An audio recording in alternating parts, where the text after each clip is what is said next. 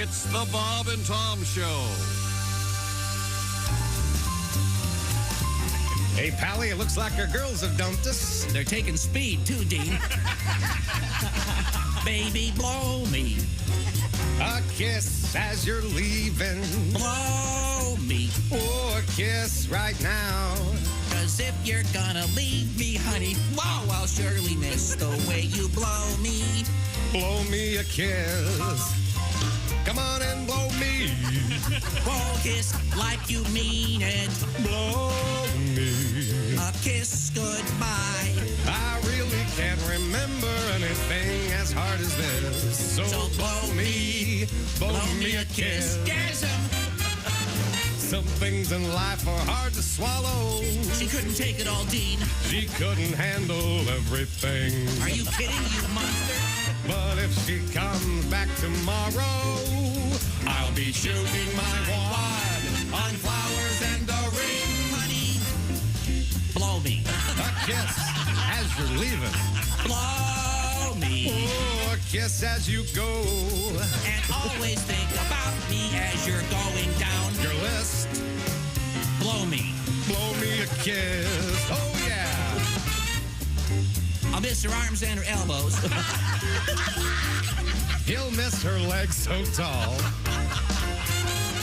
I'll miss her neck and her shoulders.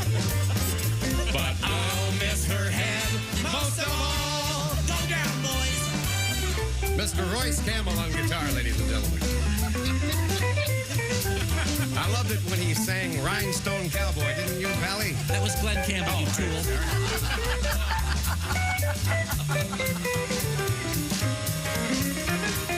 Blow me. Oh, a kiss as you're leaving, baby. Blow me. A kiss as you go. Here's the big finish, Dean.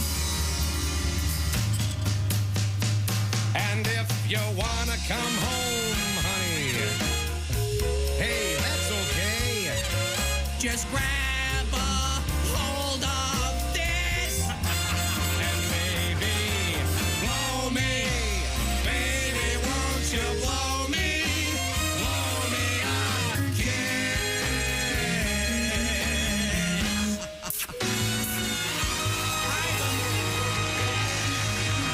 Ivan Jazz, I'm just arcing, steaming Ivan Jazz. What a band. You're a grown man. You're an adult. You have children. You have a mortgage. Anyway. Hi, everybody. Hi. It's the Bob and Tom Show. Don't care. There's Christy Lee at the news desk. Don't want to hear the band being introduced. There's Pat Godwin. Hey, Chick. Hey, buddy. There's Josh Arnold. Hey, Chick. You know, Josh missed the live band Era? performance days where Tom would spend, no joke, 45 minutes to an hour introducing the band. I got to see it live. Quality players. I wanted them to It get was- credit where credit is It due. was insanely awful. A delightful band there. People were like, what the hell is going on? Steve Ali and the keyboard. And he wasn't drunk. That's the problem. That was lovely. Hello, Ace. Hi, Chick. And now here's back to Tom. That was a live version of the song "Blow Me a Kiss." What a classic! And thank you very much. Did you hear the You have vibes in your that, own Josh? little show going on by yourself over there. I did not focus on the vibes. No. Oh, very nice. Oh, Don't you wish you could play vibes? I don't really. Don't you think? Let's just get this scenario. It's a Friday night. There's all kinds of voices in his head. Yeah. He has no Oh. idea what's going on. None. It's a Friday night. Yeah. And you're at some bistro chatting up some lovely young lady. And can you imagine just say to her, "You want to come back to my place and I'll play some vibes for you"? Yeah, I don't think she would think. She would assume it was a euphemism, right? You don't think so? I would think... Yes. And then you turn on the vibraphone and grab my Lord, grab the run. mallets and I maybe- don't think two think she'd be people... disappointed. Two people out of 30 would know what vibes are. Maybe. You don't have to turn them on. They're just- Maybe. I think Yeah, you don't have to turn on I vibes. think They're they're just- well, the bigger ones are plugged in. It's an air thing, Pat. It's like you using, when you're playing as fast as Josh plays. It's like you embarrassing us all the time. You got to get your axe out. No one says that but you. You. We were working with a guy from the symphony orchestra one time. There we go. And he said, I got to go back to my car to get my axe. His axe was a violin. And he had like a bow insured by somebody. The guy was amazing. Nice quality equipment. The point is, the real music, real instruments. Yeah. It was a fun time. But vibes are so cool. I mean, I've never really spent much time around them. All right. I remember. All right. You want to do this? Let's do this. Okay. You're saying vibes are cooler than a saxophone? Is that what you're saying? I think so. No. Because you Cooler? Absolutely not. You're saying that a vibes player is cooler than Junior Walker. Is that what you're telling me? Well, but Junior Walker, I mean, it depends the excellence of the vibes player. Okay, Lionel Hampton. You'd rather hear Lionel Hampton play the vibes than Junior Walker play the I just think it's a little sexier. You're an idiot. You have vibes in your house? That's how you seduced your girl? Well, I actually, come back to my I don't have place. vibes, but I do have the smaller version. A kid's toy. Not a kid's toy. No, I have the one for the orchestra. Okay. If you want to hear Junior Walker, doesn't he play the sax on Urgent. the Foreigner song? Urgent. Yeah, that's a sad use of his talents. But It is. Unbelievable. It really is. Okay, well, that does remind me, Foreigner is up for the Well, I rock and never roll. prayed so hard for a brain tumor. All of them. That's wrong and mean. I'm a big fan of Lou Graham. The point is, would you I please... didn't say who got it. Right, he could have been talking about himself. That's right. I didn't want to hear anything anymore. Unfortunately, he wasn't, by the way. At Chick's funeral, as you walk in, I'm hiring a vibes player to play nasty stuff over That's and over fine, again. just as long as you don't speak. That's absolutely fine. Where was I? Oh, hey, I've got a suggestion. Would you do me a favor and please vote for Peter Frampton for the Rock and Roll Please. Hall of Fame? Don't make me come out there. Yeah. Just do it. And you can do it every day. You can vote once a day. So And you can vote for 3 artists. 7, up to 7. Oh, you can't? Oh, I Yeah. didn't know that. Oh, wow. Up to 7. I just voted for 3 yesterday. Maybe the others I didn't think were worthy. Maybe you did. And as usual, I hadn't heard of 4 of them because they have nothing to do with rock, but that's a different argument. All right. Yeah, you can vote for Peter Frampton, who's going back out on tour. And Peter is, when people say, who's the nicest guy you've ever met of the famous people you've ever met? And it's always the same. Peter Frampton, another one, Ace told me many years ago that Sammy Hagar was the greatest guy. Sammy was just tremendously nice. Mm-hmm. And he told me that 40 years ago. I hear no mention of Lou Graham. I'll tell you that. Lou was on the show. He was great. So what are you picking on Lou for? Jesus Christ. Great singer. He's so upset. I know.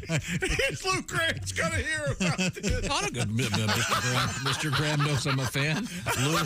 Lou happens to have been, he was kicked out of Florida when he said they needed more vibes. He's better now. more Look, if vibes I had a in the brain band. tumor and beat it, and you didn't have a brain tumor anymore, and some jack off was talking about it on the radio, wouldn't you start going, but Would it affect you at all? none, 0. Right. But you're worried about Lou Graham finding out. No, I'm not just concerned that you're attacking the poor man.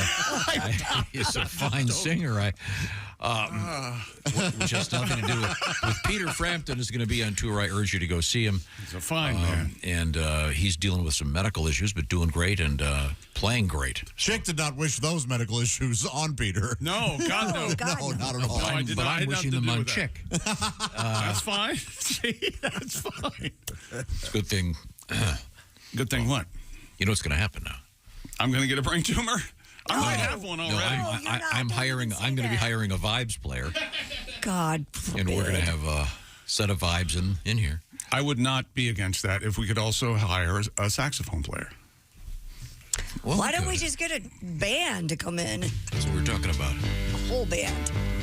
Oh, Here we are go. vibraphones. Yeah, that's right, Tom.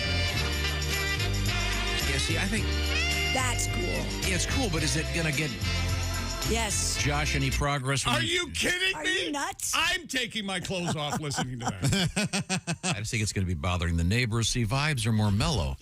Josh's neighbors aren't going to hear some guy blaring a saxophone. Oh. I mean, how often do you hear lead vibes, though? It's not. Josh, this is why you're single, Josh. You see, the bedroom is the place. They're going to hear the Exorcist theme coming from my house. Yeah, it's like Mike Oldfield or some awful thing. Yeah. Or Now you got at least 8 people in your bedroom. You got to have the background singer. Sorry, ladies, she's going to take her top off. Need the saxophone. All right. Well, I forget what the topic was. you introducing. I was introducing the band. Yeah. Yeah. We started with a live version of "Blow Me a Kiss." Oh God! So who played vibes on that version? Oh, famous person.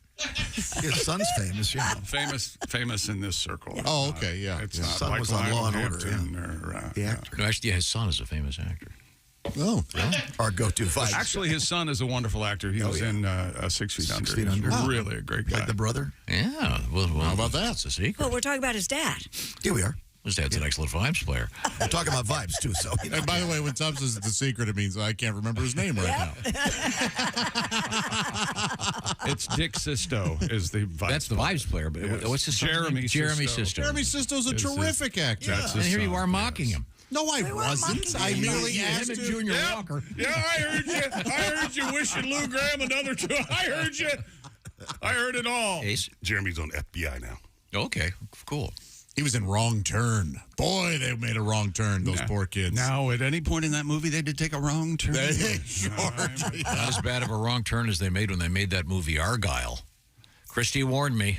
Did you go see that? I had to take my daughter to it. Why did she want to go see that? I don't know. There's a rumor out. cat Did is she cool. tell you this? There's a rumor that that Taylor Swift wrote that movie.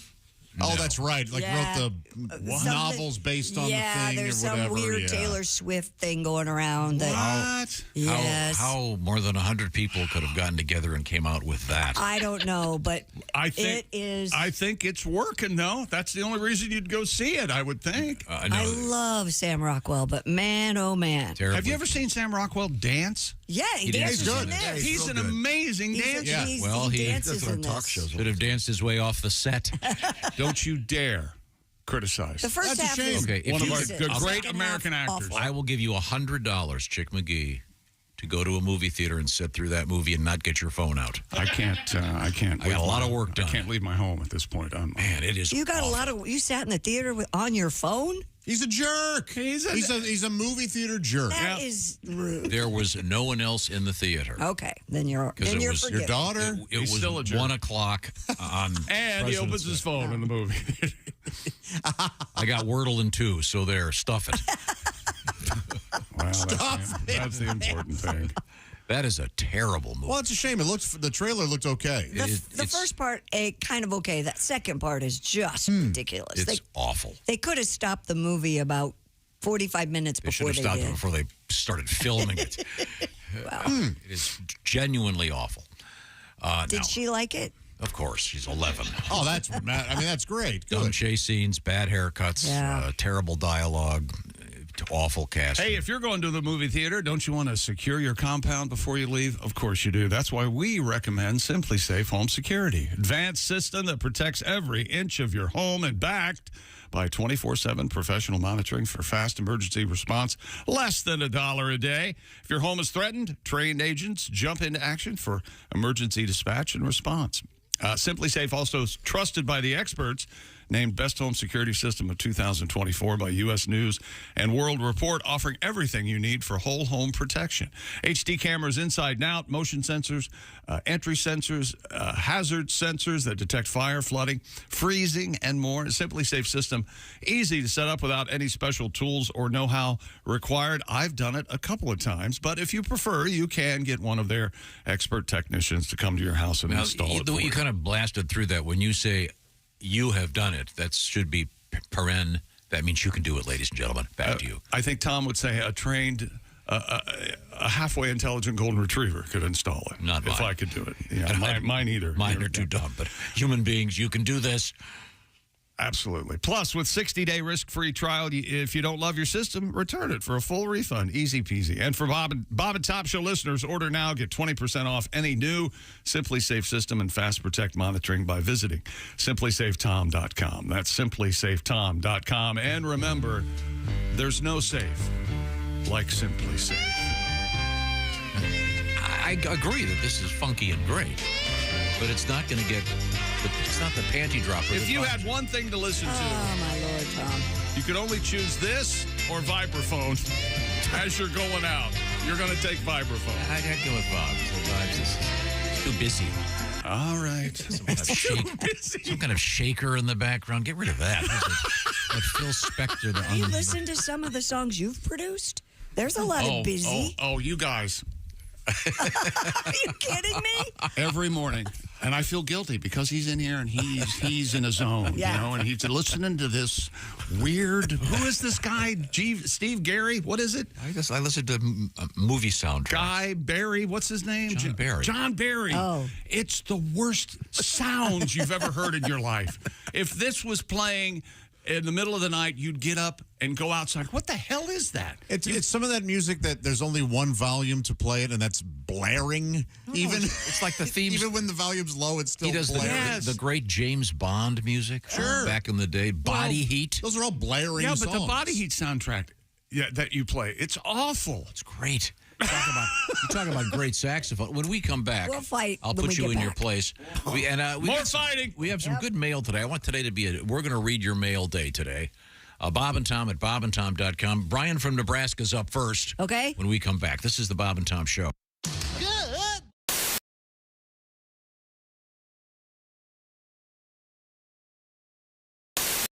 We have the young Shane Moss, comedian from Wisconsin, now living in Boston.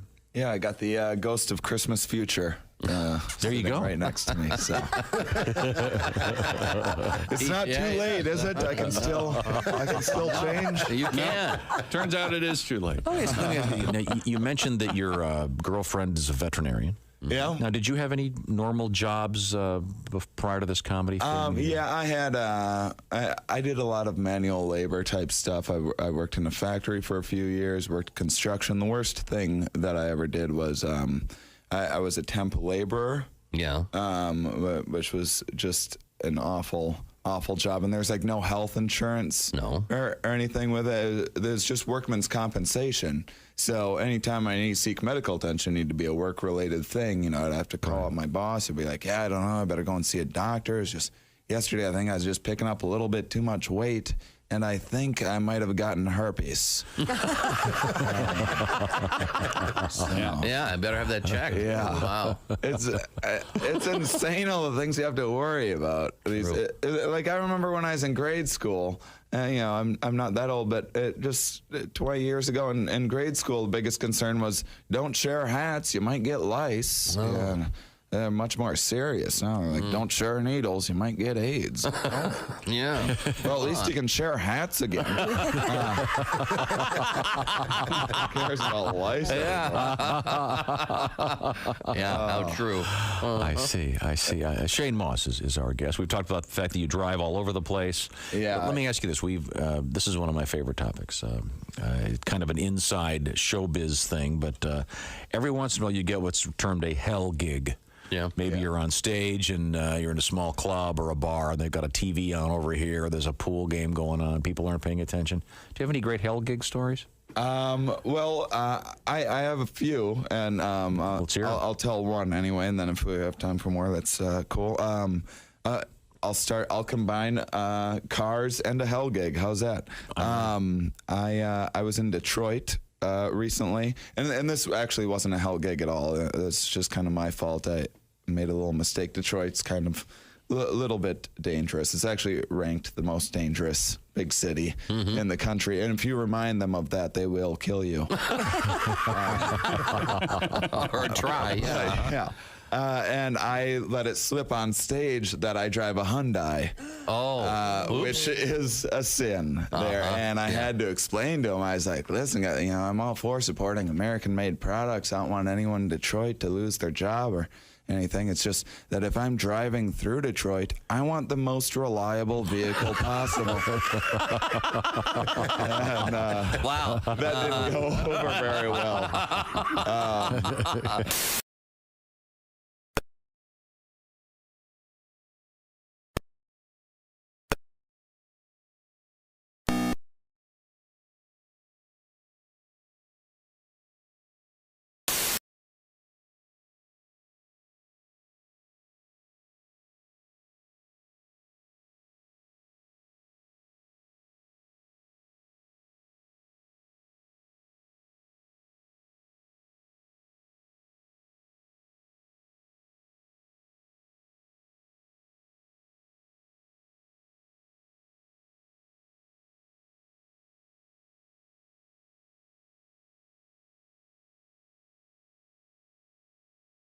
And if you're not delighted with the results, we'll send your money back.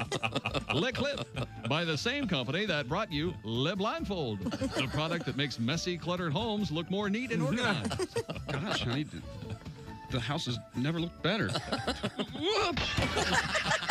Le Blindfold and Le Clip. Pick yours up today. Okay. Bob and Tom. For your information, these are two of the worst kids I have ever encountered in my life, and I worked the state fair. We were stupid before stupid was cool. Comedian Diana Jordan is here with us. Now, can I ask you something? Yeah. Since you've been here last, have you had any augmentation of any kind? No. Okay. It must be. Oh, I'm wearing the Wonder Bra. Is that, are you kidding? Yeah, no. I just showed it. Impressive. Yeah.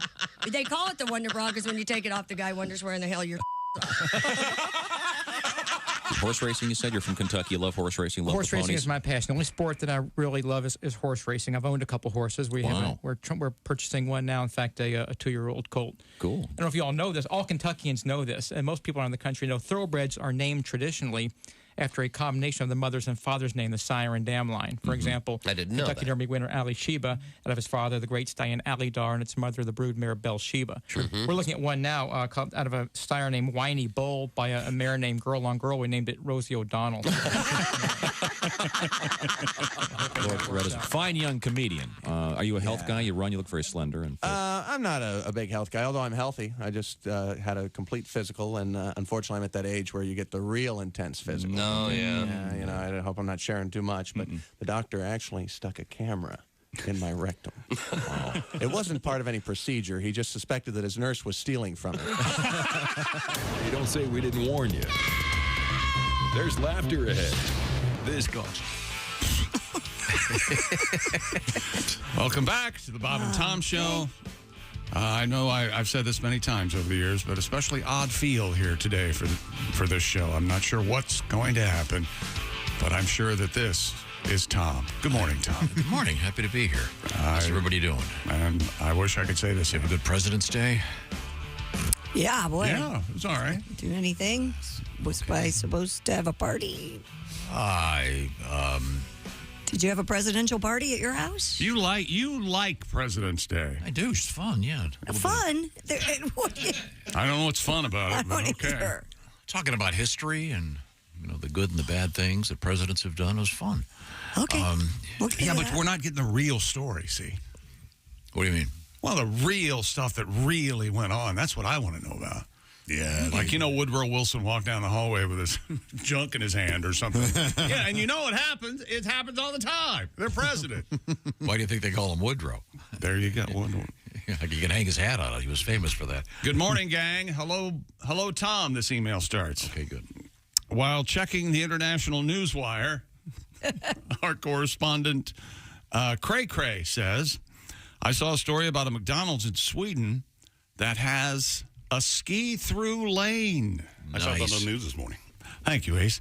I immediately began wondering when Tom will be taking a vacation there so his girls can use the ski lane. That sounds fun. That's cool. Thanks for all the laughs, Cray Cray. All right. We certainly appreciate that. Now, we got into an argument about... How do you carry a Happy Meal and skis? That can't be easy. It can't be easy at all. Well, the Happy Meal does have a handle, doesn't it? That would be the easiest meal to carry. I assume they have picnic benches and stuff nearby. What Bond movie is it where they ski over picnic benches? I remember that. Yeah, remember that? There's a ski chase. There's a couple. Yeah. They ski in the one with George Lazenby. There's a lot of skiing. I was just going to say, I think it's the one with Lazenby, which is underrated. I think that's a fine. It's not bad. Movie. Yeah, it's a fine one. It's a little bit unrealistic for those that have actually skied. The amount of equipment that one needs and the amount of time it takes to put on a pair of ski boots. If you're being chased by someone, typically they're going to catch you. If you're watching James Bond movies and going, well, that's not very realistic, you need to not watch anything. I don't know who would do that and mention it on a radio show. Well, not. Well, Dear Bob and Tom Show writes Grace, listening in Pennsylvania. Whatever, Grace. I played vibes in my high school band. I find them incredibly sexy. Shut up, Grace. Well, take one of those hammers. Once again, I'm suggesting that Josh should pick up the vibes. And you get these ladies back to your place, and you have a room with kind of dim lights, maybe a couple cool framed albums, little Coltrane vinyl framed to the walls. I mean, have you ever met me? You start. What are you trying to do? Playing some cool vibes. There's an angle here. I think that might be his a scenario His that he fantasy. would Your into. projection? Yes. Why don't you do that? Why don't you do that? Yes. Why don't you get hooked up with somebody else and let's do this? Okay? Let's do this. I was just saying that it was. Put it out there, Daddy. It was fun to have the big band and do that show that we played that great song from. Now, Yes, it was fun. we can move forward here. Ladies and gentlemen, Other things to get to. Tom's music that he listens to in the morning to get ready for our show. The amazing John Barry. Just put you to sleep music. Is this from The Lion? No, this is out of Africa, isn't it? It's a real toe tapper, I'll tell you that. It's just movie music. I can see it giving you a certain sense of calm and focus, perhaps. You know, I don't want to, but I have to go. Don't let the door hit you in the I know we're in the middle of Africa and there are lions out there. What was that from? Out of Africa. John Dunbar? Dances with Wolves. Dances with Wolves. I love that movie. Yeah. If you want the solid truth, the reason I play stuff like that is to get rid of to drown out the tinnitus in my ears. Oh, no kidding. Yeah. That helps. That sounds like it's nice and distracting. That might be a brain tumor. Yeah, get the beginnings of, That's usually what it means, right? Thank you for the diagnosis. I've got a little bit of it too. I do too. My left ear, it's awful. Oh, I see. Oh, yeah. Yeah, let's see. Now, Whenever I go past the refrigerator, I piss my pants. I don't know what that's all about. It's funny because coming up in the news today, we have urine in the world of medicine, of all things, and we have of all things a guy taking a selfie with a lion. By the way. Yeah, don't do that. I'm not even sure he got the picture off. We'll find out. We'll find out.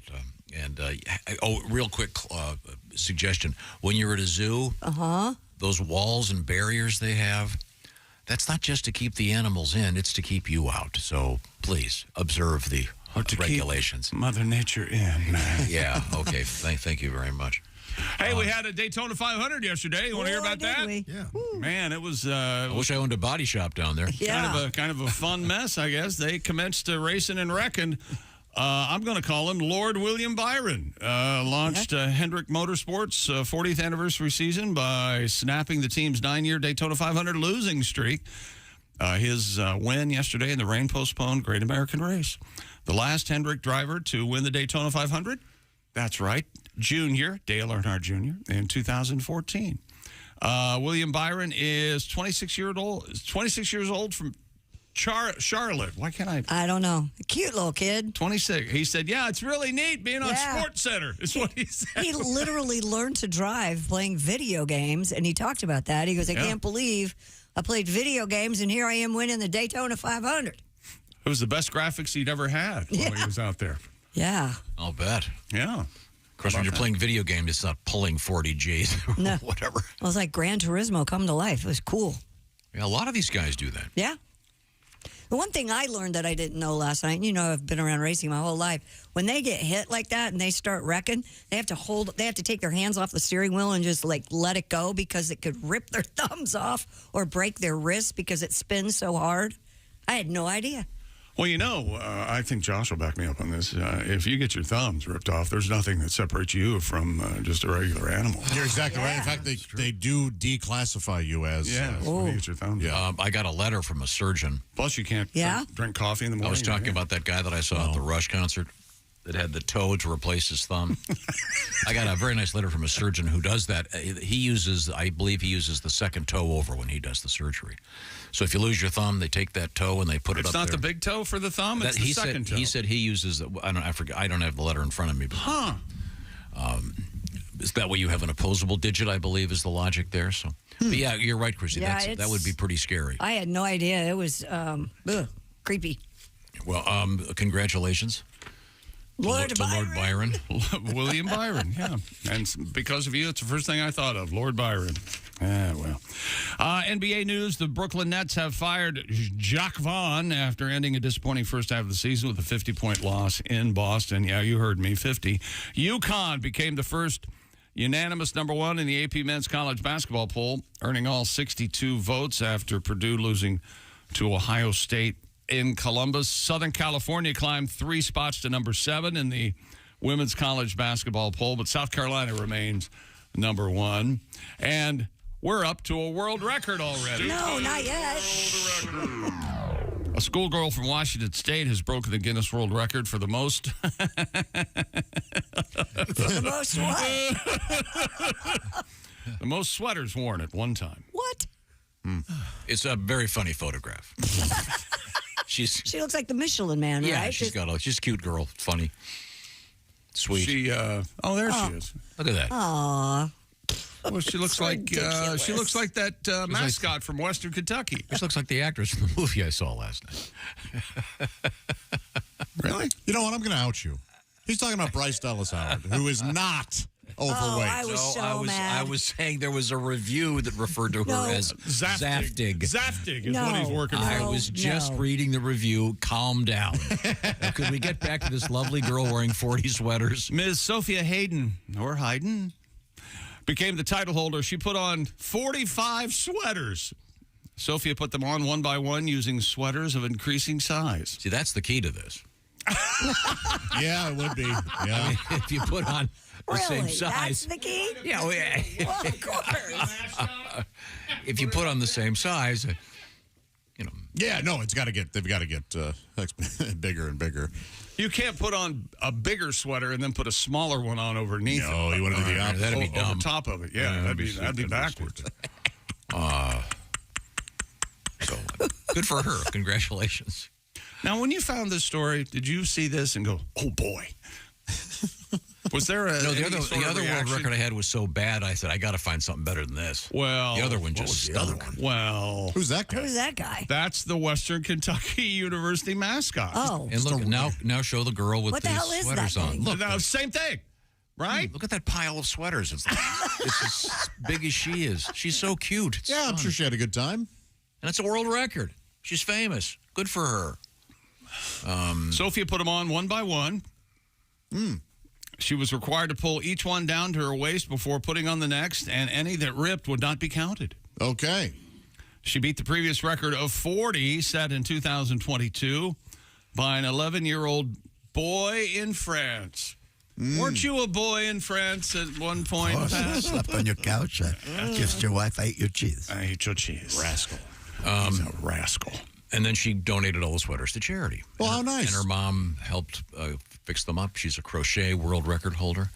That's right. Her mother is? Yes. Her mother has a world record in crocheting. We didn't hear about Look that? how sweet she is. And then she gave them to charity because she didn't want some pervs from Japan buying them on the internet. What is the record? What is the record that you deem too stupid, even for stupid world records? Oh, God. 3 teenagers have the fastest time to travel to all of New York City's ferry stops. Now, that one's stupid. That's dumb. 7 hours and 19 minutes and 9 seconds. What's the diff, man? They're not doing it. They're just riding a ferry boat, probably staring at their phones most of the time, when they take breaks to go to the men's room to crank one. I think you're making a lot of assumptions. I'm saying. It's a stupid. I didn't even give you that one. That's how dumb it is. Now, we have more letters. Okay. I thought we'd do a mail day today. Can they ask questions? They can do whatever they want. They can, and do we have to answer the questions? To the best of our knowledge. All right. Let's see. This is, once again, Dear Bob and Tom Show. This is even better. Dear Tom and Subordinates. I was watching a show over the weekend about climbing, and someone asked one of the climbers, how do you use facilities while hanging on the cliffs? To which he replied, you just dangle off the side, drop trow, and relieve yourself. It's called a mud falcon. Oh, God. Reminded me instantly of you guys. Of course. Thanks for the laughs. Kevin from the Commonwealth of Kentucky. Now, Tom, let's just talk seriously for a moment. How does that make you feel that someone hearing the term mud falcon and having explained it to them, they think of us? I think it's crazy. The fact that we are hip to the lingo.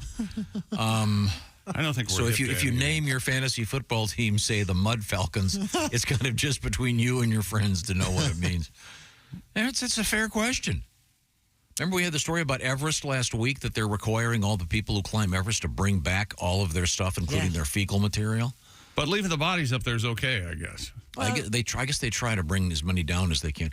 Aren't there big crevices up there they can just heave it into? I would think. Wouldn't that be a lot easier? Know. I mean, every once in a while, if I'm walking the dogs in deep woods and I've got my bags, they're biodegradable, I'll heave them into the depths of the woods. Is that right? Oh, yeah. Usually not, but I mean, if I'm in a wooded area, the bags biodegrade. So that wildlife up there, in 30 or 40 years, the bags have degraded and everything's back to normal. Yeah, that's right. Whatever. That'll make you feel I believe good it's about 100 years. That's the kind I buy. I don't want to be the guy, carrying the 6-pound bag of dog turds for the next 3 miles through the woods. Well, thank you very much, Kevin from the Commonwealth of Kentucky. If you want to get to us, it's Bob and Tom at bobandtom.com. What do you got over there? I'm going to tell you about Raycon, their earbuds. That's right. Optimized gel tips from Raycon. We recommend them. We use them. They're fabulous. They're comfortable. They actually stay in your ears. They fit every ear ever made.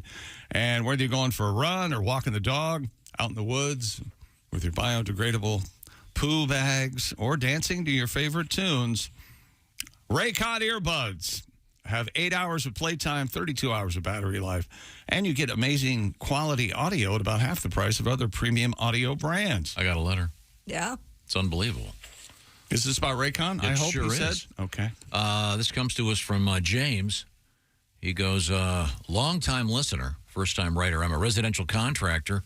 I work for and by myself. I spend a lot of time in other people's homes, a lot more than the usual contractor. I listen to you guys on my Raycon earbuds so I don't shock my customers when you play Camel Toe or the song called Prison Bitch. Well, that's nice of him. That's the beauty of Raycons. You can just keep it to yourselves. Because occasionally I will start laughing like a hyena. Oh. Thanks for keeping me company while I'm working. Well, we are so happy to do that, James, and thank you for taking the time to write us. You are welcome. Go to buyraycon.com/Tom. Get 15% off your Raycon order, plus free shipping. That's buyraycon.com/Tom. Score 15% off and free shipping. That's buyraycon.com/Tom. And we're doing a special day today. We're going to read your mail. Once again, Bob and Tom at bobandtom.com. Take the time to write, won't you? We'd certainly appreciate it. This is the Bob and Tom Show. Thanks for listening.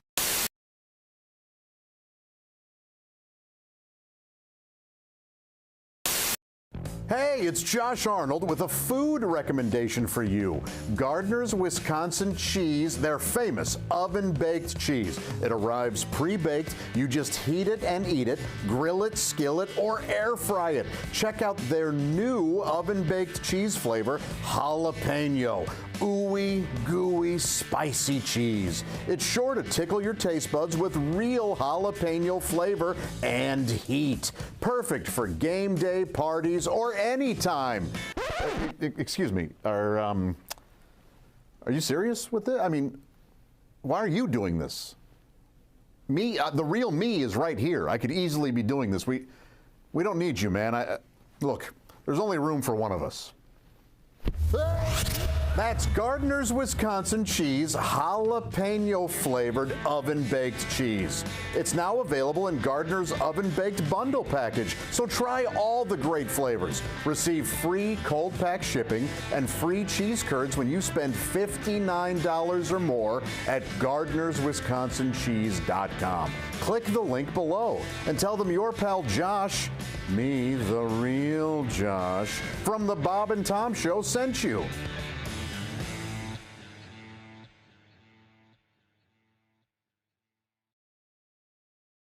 Point out, by the way, Tim is ghostly white, as if he's never seen the sun. Whoa. You two look like You brothers. two are in the same clear club. What are you talking about? Literally, you guys are Actually, you know what? I think there's a Kavanaugh in your wood pile. I think you're right. Oh, There one was. no, my grandmother's a Kavanaugh. Is that right? These two are related. Yep. No, it's scary. Tim looks more like my brother than I do, which is weird. Oh, yeah, absolutely. Okay, now, Tim. Brother, a very handsome man. Oh, God. He is, fortunately. Lucky for him. So you're going to try some of this shrimp cocktail. You've never had this before, I Tim? love shrimp cocktail. You do? I love it. It's like one of my favorite things. Where are you on spicy things? Let me say that I went to Applebee's last night and I got the boneless wings because, again, that's the way I roll. And they said, "What sauce?" I have someone take the bones out for me. That's how important I am. That's exactly Can right. I have these deboned? I know it's surprising, a man in my station of life. Now, Tim, I'm going to eat one of these just so you know it can be done. Okay. Well, you have hardly any sauce on that. Yeah. Quiet. Pussy. I'm gonna do it with a lot of sauce. Load it up. Come on, load it up, Tim. Very good. Fine. That's It's fine. not gonna be pretty. That's fine. Okay. All right. Go for it. The whole thing. All the way in. Cram it in there. Well, not the whole thing. Oh, my God. How you doing over there? Sweet baby. You're turning red. Look how red his cheeks are already. Now he's taking his glasses off. Oh, my God. Steam's going to be coming out of his ears like in a cartoon. It shoots right to the top of your head. And if you have some sort of sinus problem, it clears it right out. Isn't that delightful? You can talk It's anytime delicious, you're ready. huh? And you're allowed to speak. You would like more, wouldn't you? Fantastic. Where's that EMT? Oh my God! Can I ask Tom a question? Yes, What sir. is it about you that someone else's discomfort you're just delighted? He's not going to be happy until someone actually dies on the program. So then they died. It was hilarious. You okay? I'm okay. It's tasty, isn't it? Yeah. It's very The thing about it, it is so good you want to do it again. Yeah, that's the thing. It takes you to it. I got to do it again? I take that back. Oh, it's so good, you have to do it again. Oh, no. Is he going to do it really again? load it up. Tim dipped it. Really load it up now. Load it up. Joey would have already gone through 2 pounds of this. I know. Yeah. You're an amateur. Oh. You got to zone out. This is going to get any easier, Timmy. Zone it out. Oh, he's going to sit there. Look at the veins pop out. Maybe it's best you don't speak. There is a vein in your throat. I don't think most humans have that. What is that? That's good. Is that what Johnny would call the carotid artery? Yeah, and his face really does. You really get are red. turning red. Oh my Wow, gosh. that's I'm glad probably you're not clear. Your eyes are watering. You look like someone just gave you some very bad news and it involved death. So the EMT is not here for Joey. It's for you. Thank goodness gracious. But what is it about food like this where it's kind of painful, but you sort of like it and you want to do more? It's delicious. It is good. You know what? I think I've had enough. What's Joey? What's the most painful food that you've had to eat a lot of? Oh, there's been a couple. I did kimchi when I was in Korea. Yeah. Fermented cabbage. And that was really spicy. Oh, boy. That was awful. I'll never eat it again. How much did you swallow? I did just under 7 pounds. Oh, my God. Okay. I'm gonna puke. Oh, here, hold my purse. I'll show you my hysterectomy scar. When you need help, call on the only superhero who wears long polyester pants, comfortable support hose, and sensible shoes. She's Spider Vein Woman, coming soon to a theater near you. Bob and Tom 24/7. Comedian Greg Hahn is here with us. I used to date a girl 13 years younger than me. They chew a lot of gum. You know what I mean? They do a lot of young girl stuff. It's kind of annoying. You know what I mean? Like you'll be driving along, they'll see a car with a headlight out, and they do that padiddle thing. Padiddle! Padiddle! What? What's going on? It's a padiddle! It's a padiddle! Padiddle do die! going over railroad tracks, her feet would come off the floorboard, some superstitious thing like that. You know what I mean? Wow. Or we'd see a VW bug, she'd punch me in the shoulder. Punch buggy! Whatever, punch buggy. Sometimes we see like a VW bug with its headlight out while we're going over railroad tracks. All hell's breaking loose up there. Spinning around, crashing my window, breaking everything. You ever been on a date where after a couple hours you find it nearly impossible not to say, somebody kill me? Jeff Rothpan, so you're in airplanes all the time. You ever get the pilot who talks the whole time? Oh, yeah. You know, and he thinks he's like a radio guy. You know, he thinks, hey, everybody, is there your captain here in the cockpit? Like, where else is he going to be? In the bathroom? Of course he's in that cockpit. And they're always telling us how many feet we're going up. I never understood that. Why are they telling us how many feet we're flying up? Mm-hmm. Because I'm a passenger, and he's busy going on about, hey, we're going to go to our altitude, 36,000 feet. Hey, I'm a passenger. Just go above the mountains and the trees. That's all I know. That's all I need. That's all I know. Go high. What do I care? I'm not writing this down. 33 or 36,000. What the hell? What did he say? Hi, this is Bobcat I'll have to do it later. Welcome back to the Bob and Tom Show. Very special day. It's Fact Day. Frequently Asked Questions, FAQ Day. Scared me for a second. That was my intention. You said fact. You didn't say. Yeah. I didn't say frequently unknown questions. I said frequently asked questions. Okay, good. And statements. We're reading the mail at bobandtom@bobandtom.com. Do you want to go first or you want me to go? Why don't you go? Because I don't have one ready. Let's see. This comes to us from formerly Eastern Ohio, now Indiana. J.K. writes, who's the jerk that convinced women that those duck lips look good? They should be arrested and shot immediately. Huh? They make women look like they have some sort of disease or mental disorder. What makes women think this looks good? Thank you for sharing. Why are we talking about plumping our lips? I don't know. Well, I think it's the duck lips pose. The photo. Yeah, pose the selfie. or the actual. I don't hate it. Howdy. I know that it's one of these. Yeah. That's exactly. You really can't do it. What do you mean? You got no lips. You don't even have lips. No, you're doing it. Yeah, you're doing it. Thank you very much. You have no lips. You're the thin-lipped wonder, okay? I never said I could do it. My lips are very plump. Very plump. I'm gonna Very try it. nice. Look at that. Ooh. Well, I can do that. If I You're just pouting. You're very pouty.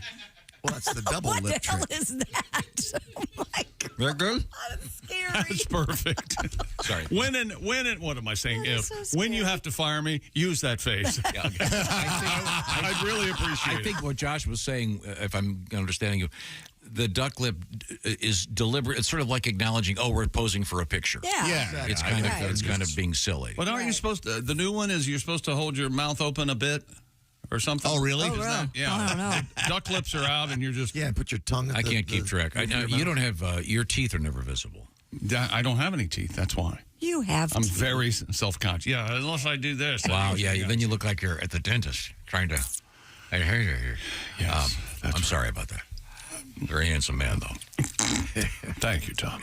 Right back at you. Now, they say that a lot of the very somber poses one sees in older paintings and stuff are because the people had such poor teeth. They didn't want to, smile, big Smile grin, and missing a few missing of their their tooth. Well, there was also a thing where just smiling in photos was considered tacky and like you were a lunatic if you did that. Really? Yeah. I think back in you always see those pictures like in the Dust Bowl and the Sure. Depression. They're all just standing there. Well, Even if they had been living in lush Beverly Hills or something, they still apparently would have looked that way. And they had to stay still for longer, right? During those photos? They didn't have to kind of hold still. I think so. Longer exposure. Yeah, 2.5 hours. Oh, man, that's, yeah. That was the case necessarily. You're kind of smiling in the portrait you had done of you. There's a nice smile there. Oh, when I was a little boy? Yeah. Oh, yeah. Once again, there's a painting of me as a kid and the other. Yeah. Of course, as families will do. The children, as they become a certain age, That's a cute little portrait. An oil painting by a local artist. I had to sit forever for that. Of course you Why did. didn't you just take a picture and then I know. paint That's from what the I kept picture? saying. I want to go and play. And yeah, that had to have been a tough day. And then, seriously. I got a kid. And then I had such a bad cowlick. My mom had the guy come back and paint over part of I it. want to go out and play with the butler, Mommy. Okay, what else you got? I like hitting him with a stick. Do you have a... He lets me hit him with a stick. Very good.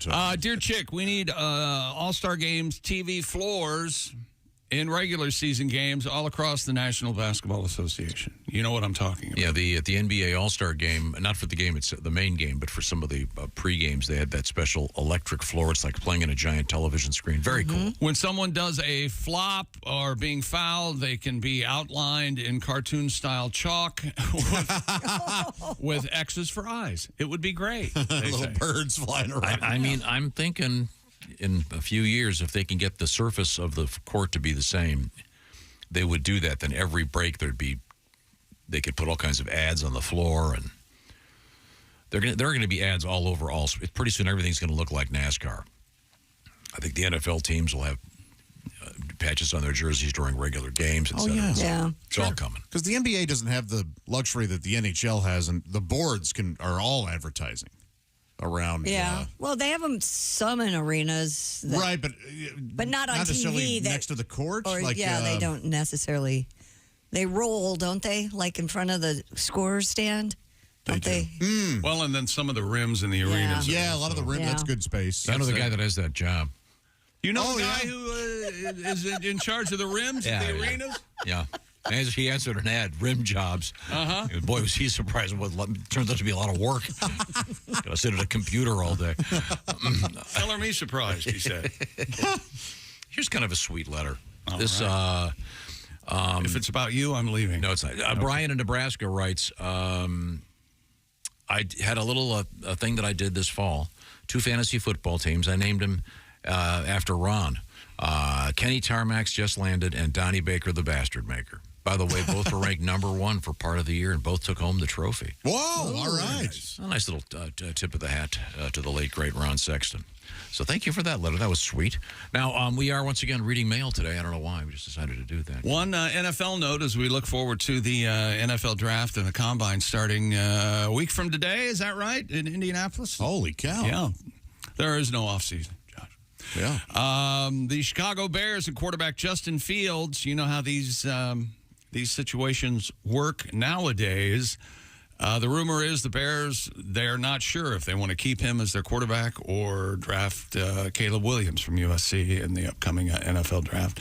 Well, the story took another turn yesterday when Justin Fields, the quarterback for the Bears, unfollowed the Chicago Bears from his Instagram account. And people are losing their minds. Boy, I'm not. Who does this? Who even noticed? I'm going to be okay. I don't know about you guys. Who polices who's watching CBS who on Sports, Instagram? CBS Sports' Tom Fernelli broke the news that Justin had unfollowed Instagram. And this is not without merit. This is a thing that happens. So you have to go to somebody's account, go to who they're following, and just check that, and then compare that to you go to the and say and see who they're following, and if the Bears aren't there, so this guy must be checking. My God! And he Justin Fields has 1.1 million followers, and he had been following 779 until he unfollowed the Chicago Bears. Tom, is it over? Somebody noticed. Can I go back to my life now? Yeah, go ahead. Okay, got a request. Okay, this comes to us from our friend Aaron, and it's a Mr. Aaron, by the way, ERIN, and he wants to hear. That's a girl's name. Yeah, that's mostly a female version. Sorry, Aaron. He made a point because last time we got a letter from this guy, I didn't know if it was a lady or a gent. Whatever she says is fine. And by the way, he lives in Athol, Idaho. Oh, okay. Yeah. Wait a minute. There are 2 Athols? I only thought it was Athol, Massachusetts. There are 3 in this building right now. That's very funny. He's usually 4, but there's Athol, Massachusetts. Now Athol, Idaho. ATHOL. And when we come back, we're going to do this Athol request. We're going to play this. Not you, Aaron. Play the request for this Athol. Athol resident. You got to finish the double entendre. And is there anything interesting coming up in sports, or are we going to have more people unfollowed from the Bears? How about this, Tom? Would you wear a mankini? Mankini. What's a mankini? Oh, you don't know? Oh, come on. Oh, like Borat? Borat? Yeah. Oh. The old banana hammock. Yeah, wait till you hear where he was wearing it. That's Funny stuff. That could hurt. When we come back, this is the Bob and Tom Show. Hey, thanks for listening to the Bob and Tom Show this morning. Get a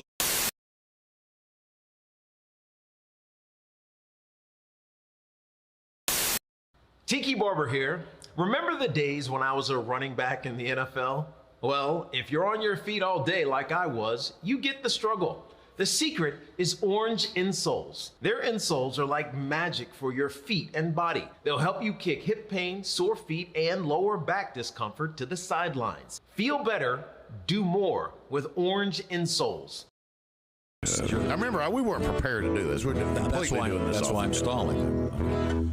G-L-O-R-I-A, glory. That's not Clint Black Sabbath. No. Now, how do you introduce Mr. Sabbath? I don't know. I haven't done this in 15 years. Okay. But you just take certain lyrics of some songs and put them with another song. I see. Like he's going to play Born to Be Wild.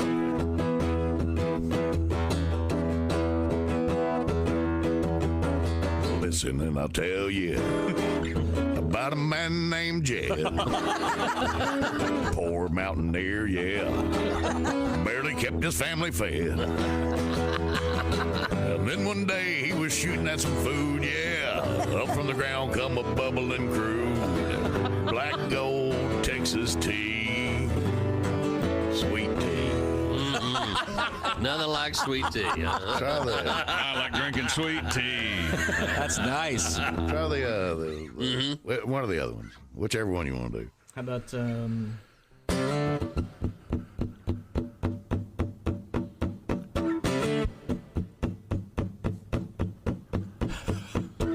Your cheating heart will make you weak.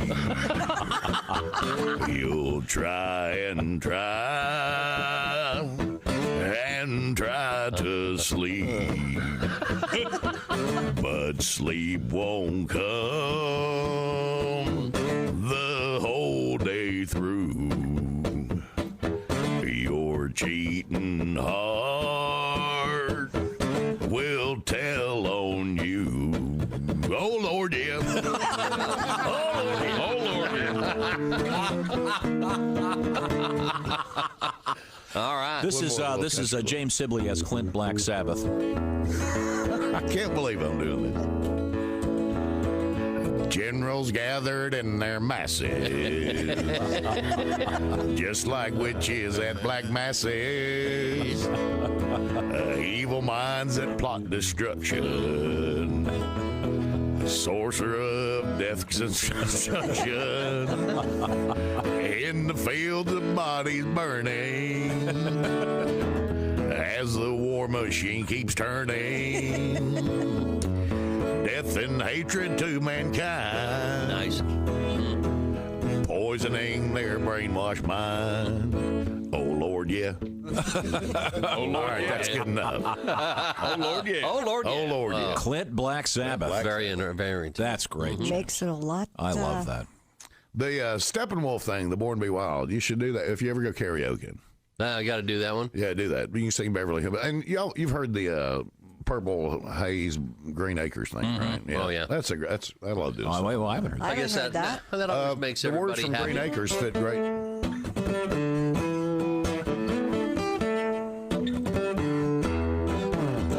Green Acres is the place to be.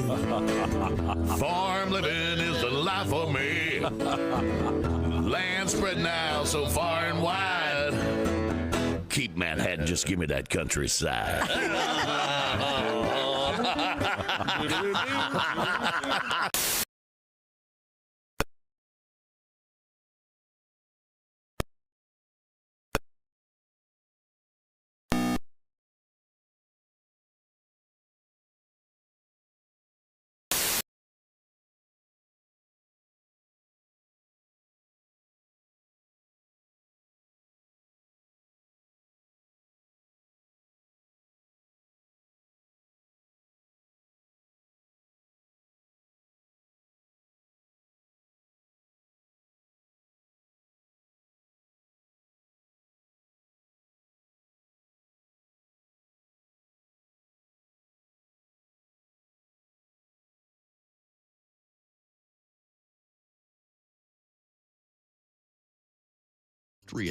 Johann Leakensphincter.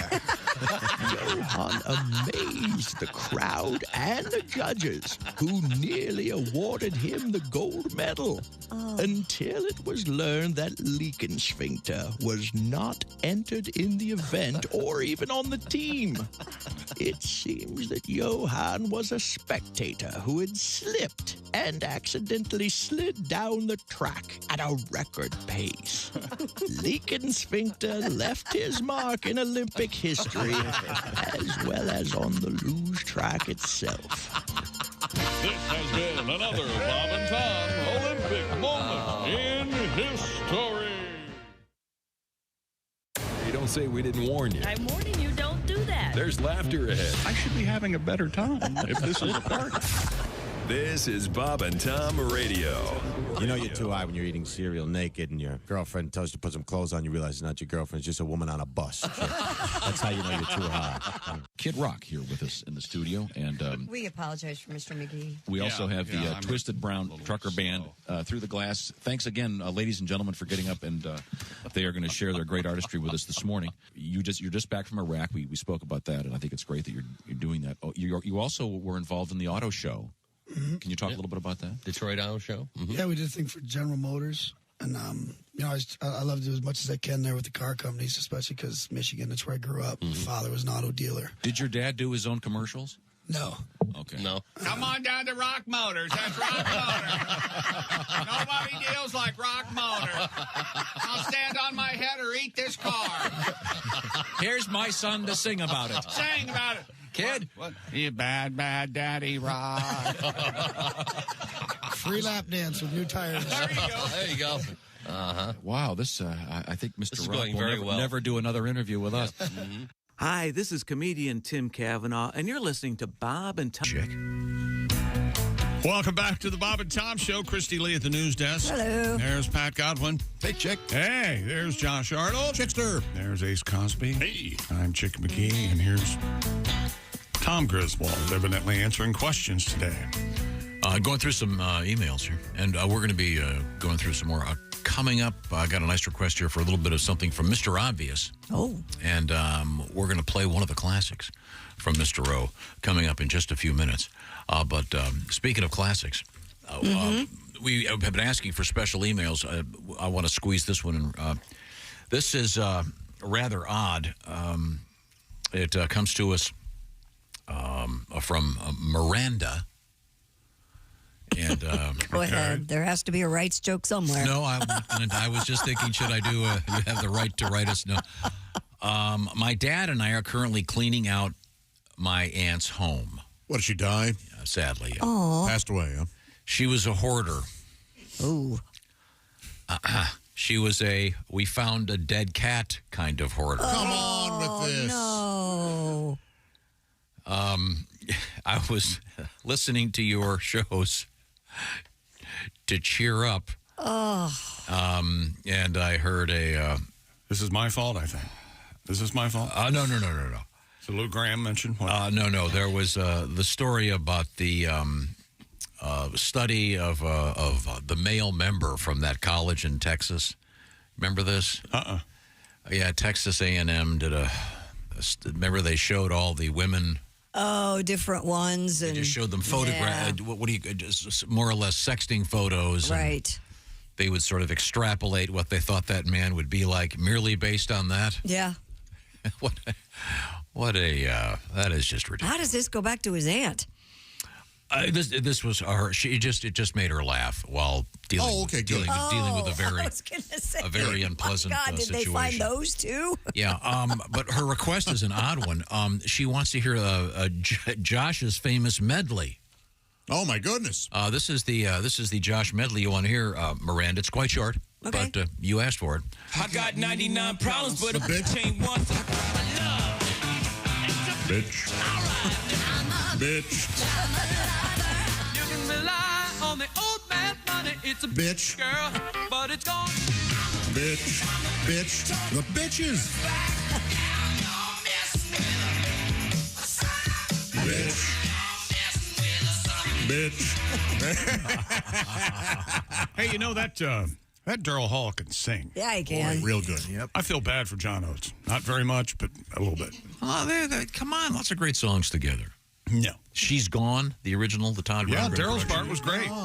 Yeah. They're both great. Oh, my gosh. There's a song on Abandoned Luncheonette where John's singing most of it until Daryl starts it about a third of the way through it. And you go, I understand how this is supposed to go. Okay, It's gotcha. It's like when Glenn Fry said, we have Don Henley in the band. I don't sing as much either. Yeah. Okay. It's amazing. Yeah. Well, thanks to that young lady for the request, and Yeah. all our best to dealing with that. It's a bitch to clean out a house Yeah, it like that, is. isn't it? Yeah, someone's Sure a hoarder. is. Emotional and But actually finding a dead cat. taxing. That's horrible. Yeah, that's rough. Wow. Ugh. Weren't there a pair of brothers who lived somewhere in New York City? I want to say their last name's Collier. Okay. And one of them at one point was crushed by everything they were hoarding. I had heard about that as well. Do you remember this? Yes. And he didn't realize he was crushed. There was so much stuff. He was trapped underneath it and didn't save his brother, and he died. And I want to say Collier. It's like a crazy. And were they older? Yeah, much older, like in their 70s. Yeah. Wow. Yikes. Yeah. Crazy. That's a real. It's a special kind of. Is that a movie or something? By the way, No, it's a real thing. The letter that she references, the news story she references is from the scientific journal Sexuality and Culture. Yes. And it was researchers from Texas A&M, and they discovered the ideal size of the male member. Yeah. What is it? It's 2.3 inches. Which is perfect. Yeah. Absolutely perfect. So Women want. Now, we have another request. The Collier Brothers, by the way, 1947 was the year that they. Crazy. Yeah. Before hoarding was a fad. Yeah. Right. Before it was on TV on a regular basis. Yeah. Life and Look magazines to die under. Yeah. It was Homer. Yes. It was Homer and Langley Collier, known as the Collier Brothers, two American brothers who became infamous for their bizarre natures and compulsive hoarding. The two lived in seclusion in a Harlem brownstone at 5th Avenue, the corner 128th, Tom, for the taking. They were obsessively collected books, furniture, musical instruments, and booby traps set up in corridors and doorways to crush intruders. That's right. And yes. Yeah. Oh, my God, I had half the story. Both died in their home in March of 1947. They were found dead. Homer on March 21st. Langley not until April 8th, surrounded by more than 140 tons of collected items. God. They'd amassed over several decades. Apparently, the brownstone was incredibly nice. Like it was nuts. How weird. Yeah. How weird is that? Apparently, Langley died, they think, after tripping over one of the many booby traps that were set up through his own home. That's right. Hoisted by his own petard. Son of a gun. Man, oh, man. Well, Words to now, live by. back to our letters. Once again, Aaron in Athol, Idaho. Athol is the name of the town. Athol. I'm not a man. I'm a baby. He wanted to hear this classic. This is something from Little Timmy Cavanaugh. And here it is. Hello, Bobby, my old friend. It's good to see you once again. How's your mother? How's your aunt? How's your father's skin diving suit?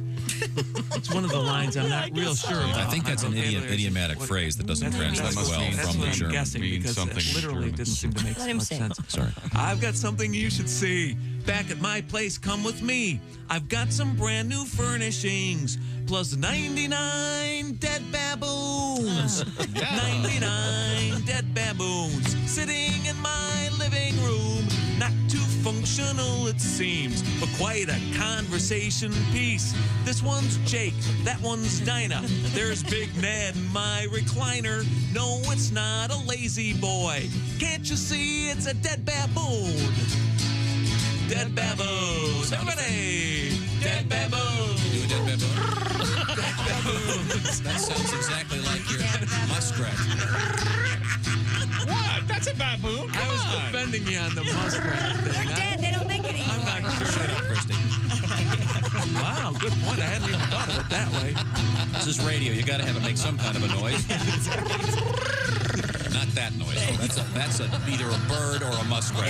It's not a baboon. See, now, though, when I say it sounds like a baboon, it sounds a lot more like a muskrat, doesn't it? There you go. See? Good psychology. Yeah, that we do. psychology. You heard about Hey, we're ruining the song. Oh, Dead that's baboon. No, you're enhancing it. Believe me. Dead baboons. How they got here, I'm not sure. Woke up one day, there they were. Luckily, I've got a lease allowing pets if they're deceased. I'm just thankful they're not apes, because apes would clash with the drapes. No more napkins at my parties. Wipe your hands on a dead baboon. Dead baboon. Serenade. Dead baboon. Serenade. Dead baboon. Horrible song. Dead baboons. I don't think you're in the spirit of this. A little bit of Timmy Cavanaugh on the classic tribute to 99 Luftballons. The song in both German and English that was a big hit. By the way, I never did conclude the story from Texas A&M study of the women who just examined the photographs of the male member. Those with long pubic hair seen as less agreeable. They're wild, man. Yeah, they were. Can't be tamed. They would rate how good in bed they thought a man would be merely based on a photograph of the male member. Researchers said those that were wider, longer, and moderately hairy were perceived more positively in terms of their sex appeal. So fellas, now you know. There you go. You don't want a big fat mohawk down there. Do guys do that? I don't know. I think it's more or less It's like the way it is. It takes care of itself, really. I mean, it can get out of control a little bit, but Trim it up a little bit. that That's what you much. need to do, right? Yeah. A lot of guys do a lot of artful stuff. Oh, do they? Like Guy Fieri does the frosted tips? The frosted tips, I've heard. I don't know. I'm a big fan of Guys. And did you know there's also an Athol, Maryland? ATHOL? So far, we've got Maryland, Massachusetts, and Idaho. Well, there are Athols all over this country. Oh, boy, that's the truth. I'm surprised. Maryland, probably Virginia, pretty much greater Washington, D.C., I think, populated largely. That's right. I see. Will Rogers. Now, hey, Chick, I was wondering if you could say hello to my boss, Freeman Miller. He is Amish. I'm sorry, no. He won't hear it. And he says I'm not kissing ass. That is from Robinson. What a cool name. Yeah. It is a good name, Freeman Miller. So, yeah, but if we start saying hello to people's bosses, we're going to be here. Only if they're Amish. That way we can limit it. We do a blanket one just like Graber, and that'll cover everybody. They're going to say they're Amish now. Sure. We can tell by their names. If the guy's name's Ted Rabinowitz, I thought if he's Amish. Or Michael O'Reilly, probably not Amish. Takes all kinds, Tom. You don't go just I'm Ted's a friend of mine. I'm happy to. Can you convert to being Amish? Yeah. You can? Can you? Sure. You just got to have your electricity cut off, I think. Isn't that? I think so. Oh, geez, I think I'm Amish. Don't not pay I know a guy that's some Amish sect, but then he kind of quit. And he kind of went back. And of all things, he's a car mechanic. But he was born Amish. I'm not sure where he fell in that, but it's complicated. His wife let's is. find out what it is so we can put a label on him, okay? Yeah. He's got a bunch of tattoos. Very, very. I'm uncomfortable with people not being labeled, just being walking around willy-nilly. Thank you. Exactly. Thank creeps. I want to know when I watch a newscast, I want to know the exact ethnicity of each person by percentage. Right. I want to put like a DNA, By percentage. a DNA strip up there. And if you're concerned like we are, your number one concern is peace of mind at your compound is Simply Safe Home Security, Josh. That's right. Advanced system that protects every inch of your home and backed by 24/7 professional monitoring for fast emergency response for less than $1 a day. So, if your home is threatened, trained agents spring into action for emergency dispatch and response. Simply Safe is trusted by the experts, too, named Best Home Security System of 2024 by U.S. News & World Report, offering everything you need for whole home protection. HD cameras inside and out, advanced motion sensors, entry sensors, hazard sensors, fire, flooding, freezing. Simply Safe system, easy to set up yourself without any special tools or know-how required, but you can get one of their expert technicians to come to your house and install it for you. Plus, with the 60-day risk-free trial, if you don't love your system, you can return it for a full refund. And for Bob and Tom Show listeners, order now to get 20% off any new Simply Safe system with Fast Protect monitoring by visiting simplysafetom.com. That's simplysafetom.com. Remember, there's no safe like Simply Safe. Coming up, your letters. We got some cool stuff in the news, by the way, including mankinis in sports and an aging crime gang has been busted. And also, we've got the cure for what might ail you, and you're carrying it around in your bladder. This is the Bob and Tom Show. Bob and Tom 24/7.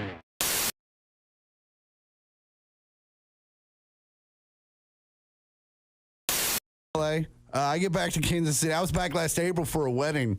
And for a bunch of weird experiences, I become friends with Justin Verlander. He's a pitcher for the Houston Astros. Yeah. At the time, he was pitching for the Tigers. They were in town playing the Royals, but they had a night off, so he and I went out and had a couple of drinks. And while we're out, he sees a young lady. He says, I think I know her. I think she's an actress. I think me and my wife hung out with her.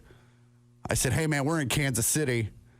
There's no way that chick's an actress. She probably works at Cheesecake Factory or something. And he said, no, watch as he calls the waiter over. He goes, who's that chick? And he goes, well, I don't know who the chick is, but everyone at that table's Mumford & Sons. They're here playing the arena tomorrow night, and they're here having dinner. Oh, so maybe it was Carey Mulligan. Might have been. I don't know who it was. But he sends them a bottle on us, he says, which meant him. Him, yeah. Because I'm not. Listen, if you're worth hundreds of millions of dollars and we're hanging out, you're buying. Yeah, sure. All right? Sorry, dude. You fly private, you're buying drinks. That is a good one. I think it's fair. Yeah. You know, he buys drinks. It doesn't even show up on his register. I buy drinks. I can't buy shoes next month. So he sends them a bottle. They come over. Turns out it's not Mumford & Sons. It's just Ann Sons. Mumford wasn't there. I don't know where he was. I assume he was back at the hotel writing a song that at some point goes, So Ann's sons come over, start talking to the Detroit Tigers. I'm not really involved, so I kind of tune it all out. When I come back into focus, Ann's sons are kind of talking smack to the Detroit Tigers about beer pong. They're like, hey, we'll whoop your butt in some beer pong. And the Detroit Tigers are like, we get paid very handsomely to put balls places. Bring it. So I said, hey, fellas, my parents live about 8 minutes from here. Oh, boy. We could settle this. And I said that because I know both Ann's sons and the Detroit Tigers have an entire floor to do whatever they want. So there's no reason to come to parents' house. It was complete fake hospitality. Right. Until they all turned around and looked at me and said, hell yeah, let's go to your parents' house and play beer pong. And I went, crap. Because it is now 2 o'clock on a Sunday night. Technically Monday morning. Yes. My parents are not gypsies.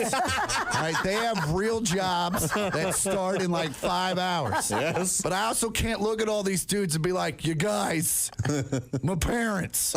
So I just said, whatever, we're going to roll the dice, see what happens. Sure. So we get there. First off, as we're leaving, my sister texts me. She says, hey, I'm out and about. If you get home before I do, will you walk my dog? I said, hey, unless you're out and about with the Dave Matthews Band, you better get your butt home because it's about to go down at Ma and Pa's house.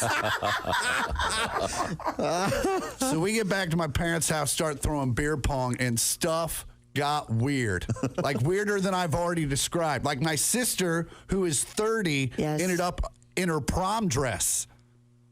I don't know. I don't know how that happened. Oh, no. God bless her for still being able to fit in it, but also the hell, right? So we, at one point in the evening, I go outside to partake in some illegal activities. And I'm assuming the pot, not the pot, not murder. Okay. No. Well, we were going to see where it went. Sure. And so Ann's sons come with me. But as it was the middle of the baseball season, the Detroit Tigers could not partake. Right. Sure. So they had to pretend like it was the playoffs and watch. And thank you. So, read an almanac. So we came back in from smoking, and my dad's downstairs, and he's upset. He's like, what's going on down here? And I said, well, this is half the Detroit Tigers bullpen. And this is Ann's sons from Mumford & Sons. And we're playing beer pong. And it was in that moment that I realized my father was no longer sure if he was actually awake. Because you got to look at it from his point of view. He walks downstairs. It's the middle of the night. He sees a bunch of weird dudes that he kind of recognizes. And my sister's in her prom dress. Like, things are weird. Yeah. And he's just confused. He's just like, is that Justin Verlander? And I said, yes, sir, it is. He goes, I don't know what's happening right now. And he walked upstairs. That was the last we saw of him. Wow. He didn't say, is Kate here? No, he was just like, what? And the whole next day I'm freaking out because my parents do a lot for me. I don't even be making them upset over some stupid. Sure. Right. So when Dad gets home, I'm completely ready to take him out to dinner, buy him some drinks. And he walks in like he's had the greatest day of his life. And I say, what happened to you? And he's like, well, I woke up this morning and I hated you. I cursed your name all the way to work. But then I got to work and everyone started asking me why I looked so tired and exhausted. So I started complaining about my son bringing home the Detroit Tigers and Mumford & Sons and playing beer pong all night. And now I'm the coolest dude in the office. Transvestite is to a woman. It looks something like it, but one whiff will tell you that's not tuna fish, it's cat food, and it's not fit for human consumption. Hey, wait a minute. Hi, this is comedian Sean Moore. Hey, welcome back to the Bob and Tom Show. Tom declared this. We're answering all your emails that we get, so as many as humanly possible. Fire them in here. We do have a stack of them, certainly. And they're starting to be a trend on my emails. Another Athole has weighed in. Oh, no kidding. We've got Massachusetts, Maryland, Idaho, and now South Dakota. Oh. And apparently 67 people officially live in Athole, South Dakota. Okay.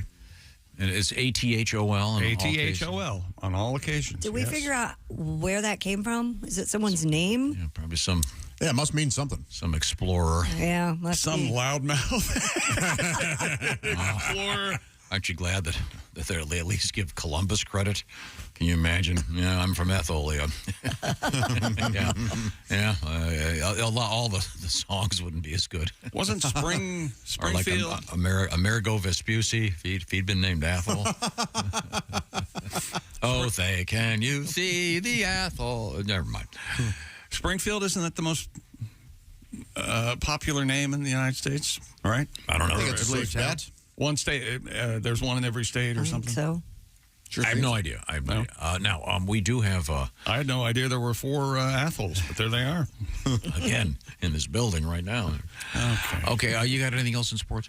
From the world of horses. Yeah? Love horses. A well-known Australian show jumper has been removed from competition for wearing a so-called mankini. Riders participating at an event in Wallaby Hill were encouraged to wear fancy dress. The 3-time Olympic equestrian medalist Mr. Shane Rose decided to wear an orange mankini. The outrageous bathing suit was inspired by the movie Borat. His attire led officials to remove him from competition while Equestrian Australia conducts a review over the matter. He told the Sydney Morning Herald, with a bit of luck, this will all be a bit of a laugh in a few days and we can all move on. He hopes the incident does not affect his preparations for the Paris Olympics. Do you remember the mankini? Yeah, and Borat, now that you brought it up, I do remember that. Shoulder straps plunging down into kind of like a singlet. Yeah. So that's it? Oh, it sounds like they might have the option to keep him out of the Paris Olympics. It's ridiculous. That is ridiculous. Ergo, he won't be able to win one of those medals that has pieces of the Eiffel Tower in it. Oh, those are beautiful medals. He was just trying to have a laugh. I guess I'm sure it's a pretty stuffy group. But the Eiffel Tower's in the news today, you know. It fell overnight. It did? Yeah. Oh. I heard it was leaning. None of that's true. What's your point? You have a there are actually protests going on at the Eiffel Tower, so they're closing the tower at different times. So you need to check the website if you plan on visiting Paris anytime soon. I see. Yes. Now, the mankini, which, by the way, sounds like the worst drink ever. Yeah. Hey, Bethany, I had a mankini. What is it? Well, it's stirred with a penis. This one's a little tangy. He's working a double. Oh, did Roger do it again? I told him to hold back. Wow, poor guy. Yeah, it's a shame. Yeah, okay. Trying to be a smart ass and it failed. I know. It is one of those things. That's a shame. Yeah. It's like, you did this, and there are. Well, congratulations. It was a dick move. There are consequences. And there are consequences. There goes your lifelong dreams. But I don't think go ride a horse in your private time. Leave us alone. I would riding a horse wearing something that kind of be uncomfortable. Yeah, wouldn't it? Would there be a lot of chafing? You'd think. Man, a lot of bouncing up and down. Well, those people. Anyway. There are people who turned on by horses. What? Yeah, there are. And they wear tails, and they wear their bridles in their mouths, and people ride their backs, and all sorts of things. Is that sports? I was going to tell you about animal husbandry. No? Yes, that's sports. This is what you farted for. Where we go, whatever you do, always be a good sport. Christy. A visitor to a zoo in India apparently decided to climb over a barrier to enter a lion enclosure with the intention of taking a selfie. Yes. Well, he was mauled to death. Good. Yep. Authorities report last week the man identified as Mr. Prahalad Gujar, 34, climbed the wall and chain link fencing at the Sri Venkataswara Zoological Park in India, jumped into the enclosure despite warnings from a zoo employee. After seeing the human being inside the enclosure, the animal did what animals will do. He attacked. Yeah. Indian for lunch. So the lion's still a meat eater. Yes. Yes. Got that going. Yeah. Well, another selfie gone wrong, I guess. Idiots. So long as they don't kill the lion. That's the only tragedy that happens with these when people climb. Yeah, I don't think they're going to do that. Yeah. Hope not. I mean, I know you're on the board of a zoo. Are they having to put more difficult barriers up to keep the people out? Because we keep getting these stories. And they usually involve selfies. I'm just wondering if there's a lot of concern about you got to make it so difficult for people to be stupid enough to. But speaking of, we got another story about people doing dumb things. You see the one about the people having sex on the top of a moving subway car? Whoa, no. Yeah, subway surfers. You ever heard about the subway surfing thing? I have, but they're actually doing it? Well, Sex? subway surfing, as we know, is where you stand and then you duck as you go under the tunnels and stuff on top of the subway. I saw some video of that. It was nuts. Photos going viral on social media show a pair of New York City subway surfers apparently having sex on the roof of a train. That must have been thrilling for them. Yeah, no joke, right? If that's your thing to hang out up there? Man.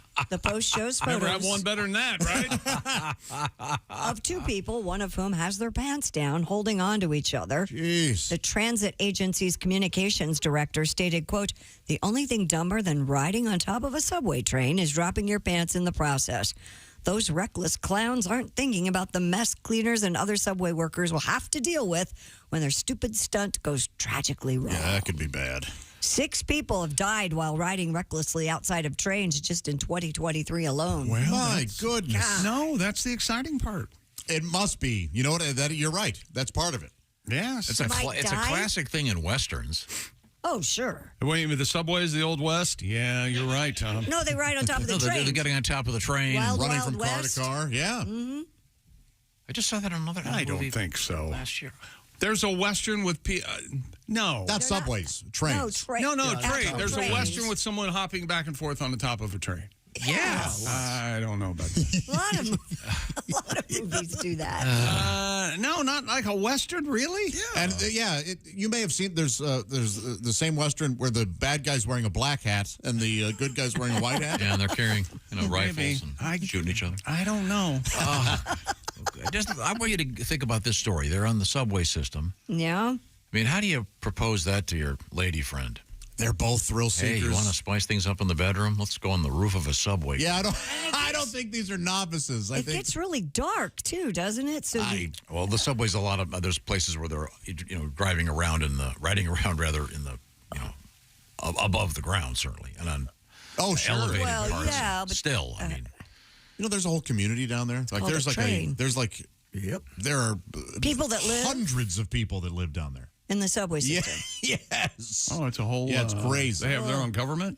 Yeah. Now, does it make you think that maybe your sex life's a little vanilla when you hear about people doing it on the roof of a subway car? And I imagine the roof of the subway car is probably cleaner than the inside of the subway. Expose my this flesh. is a nice change of pace. Yeah, okay. There was a great shot yesterday somewhere on social media of somebody on their phone, on the subway, and Roger Waters of Pink Floyd sitting right next to him. No clue. Kid had no clue. Wow. He's pretty recognizable. Right. I was just reading an article about Mark Knopfler, the great guitar player and songwriter from Dire Straits. And Mark Knopfler was seen in the London Tube riding to one of their gigs. That's awesome. Carrying his guitar? That'd be even Wouldn't cooler. that be more? Yeah. It'd be like, oh my God. A real quick Mark Knopfler story. He's a really nice guy. And he, it was one of those meet and greets things before a show.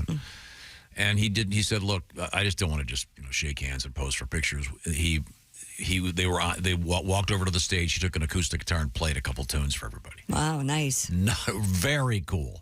He's great in concert if you ever get a chance. Yeah, to see him. again, if you get a chance. And speaking of music, Yeah.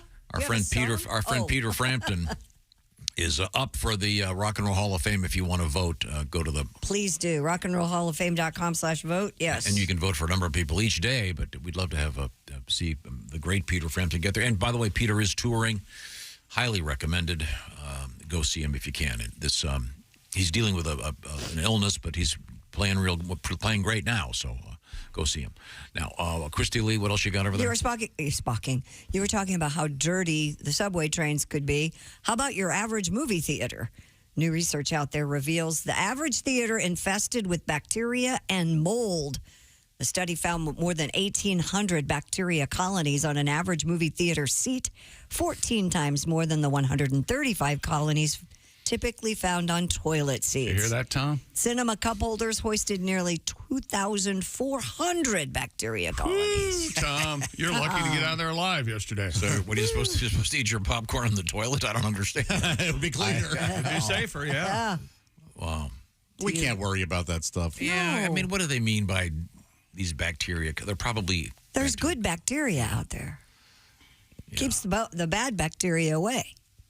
Sure, yeah, but I mean, you just obviously be careful when you're at the movie theater and don't eat if you drop the popcorn on the floor, don't eat it. Well, of course. Yeah, you don't want to do that. What about the 5-second rule? Someone taught one of my girls that. Thank you. The 5-second rule? Yeah, I explained to him that's not a thing, please. Eating off the floor. It's been on the floor. The dogs have walked by. They've been, Nothing? I mean... Oh, come on. I know. It depends. Depends on how delicious the thing is you dropped. Like baked beans, sure. But yeah. A steak, no. An open banana. You can always wash it off, right? Well, depending on what it is, but something. You'll drop something and eat it, chick. I know you will. Never. Never. Right in the trash. Really? Because I'm not a bum. That's the only thing. That once I do that, I will be officially a bum. A pretzel. A pretzel falls on your carpet. What kind of pretzel? Your favorite. Peanut butter filled. Maybe. Yes. Maybe that's I fine. would. You can give that just a quick brushing. That's right. Kind of a. Yeah. Oh, yeah. Right down the hatch. The air thing, that's a fact. My doctor told me that. You won't do that with a pretzel, Tom? I've heard that. If you blow it, it's clean. Yeah, in your own home? Yes. No. Yeah, of course. Yes. With dogs? Pat, will you do that?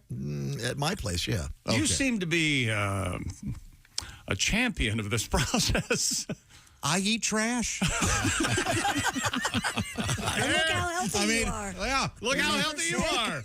You're never sick. You're going to be the size of Bryce Dallas Howard one of these mornings. You wait and see. I have a massive crush on her. No kidding. I have since Lady in the Water, yeah. Really? Yeah. And you watched that whole thing? I am one of the few that really like that movie. Right. It has some flaws, but otherwise it's real good. I should probably watch Lady in the Water. It's one of the M. Night another look. Shyamalan movies. Oh, no. You'll never watch it. You don't like him. That's correct. One good movie. That's simply untrue. Yeah. Now, he has directed some real bad movies. I've seen the three I saw, bro. What else is happening, Christy Lee? What old is new again? Gen Z would like to resurrect the landline. As a dwindling number of households have landlines, telecommunication companies propose getting rid of them with AT&T calling landlines a historical curiosity that is no longer necessary. However, some nostalgia-driven fans of the Y2K era are clinging to their corded phones. 24-year-old influencer Nicole Randone told The Guardian, "I'm constantly online, so it's really nice to disconnect, and it almost feels like an escape." So your idea of disconnecting is picking up the phone. And that differs in what way? This is one of those stories I don't really believe. I think there are like 3 or 4 influencers, so-called influencers, doing this. And so somebody goes, oh, this must be a thing that many are doing. I don't buy it. Yeah. Who's funding this? Yeah. 27. What would it take to get a landline installed now? I just had mine taken out only 3 months ago. I had a landline up until 3 months ago. You just snip it and tuck it into the wall. Why'd you have somebody come out and take it? No, I just unplugged the phone and told him I don't want to do this anymore. Yeah, then you just put a little toothpaste over the hole. Yeah. 27-year-old singer. I live in a lovely home. It sounds like food on the floor. It's nice to know that your cockroaches have clean teeth. Singer-songwriter Sam Casper, who's 27, said of her landline... Ghost man! It's a girl. Ghost girl! Whenever I hear my phone ringing, I get so giddy. I love to just sit there and talk and twirl the little cord, which I do every day with my headphones. Yeah. Sam, ever written any hits? Oh, here we go. The Washington reports that in 2022, barely a quarter of Americans lived in homes with landlines, whereas 63% had both wireless and landline options in 2010. Okay. Lots changed in 14 years. Yeah, I the only reason I would think that they would want a landline is so they don't get interrupted while making one of their TikTok videos. I didn't think Gen Zers talked on the phone at all. I thought you just text. Most, I think, are still doing that. Yeah, so this is a very, very small subset of that age group. Yeah. This is, but there are certain things we've lost without landlines. Like? Remember that football-shaped phone chick? Sports Illustrated, you order so many I think issues? we've lost Sports Illustrated too, right? Yeah, Isn't well, that there you go. I was making a call on my speakerphone, and I got a busy signal for whatever the hell reason, and my nephew goes, "What does that sound?" Oh. He hadn't heard it. Yeah, I bet. The dial tone? You very rarely hear it anymore. I do miss slamming the phone down.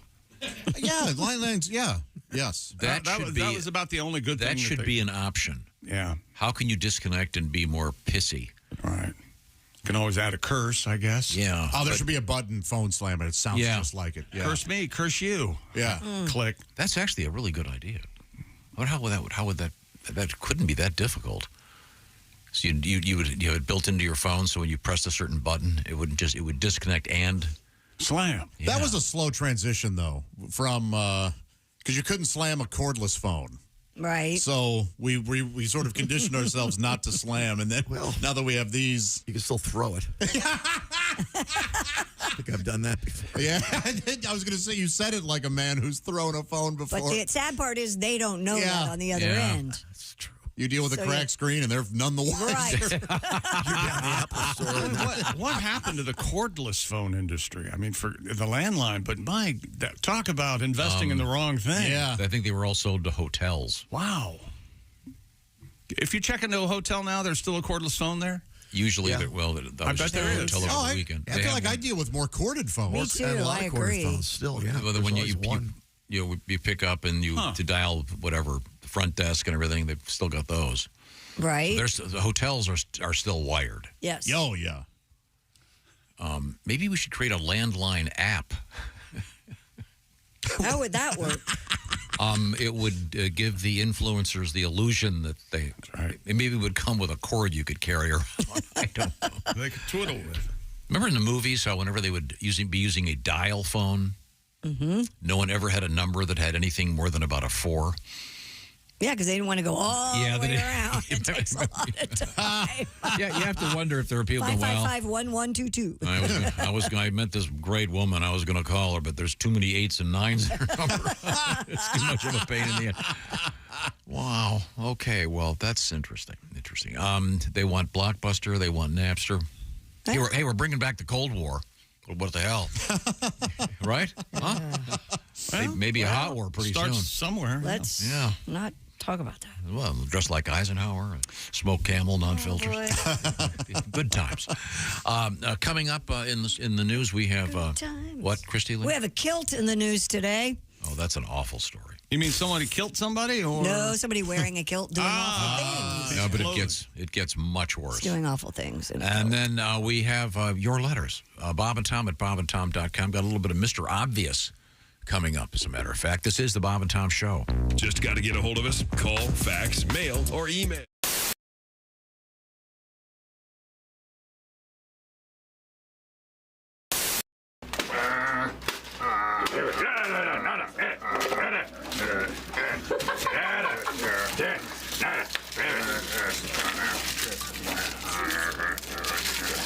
Oh, yeah.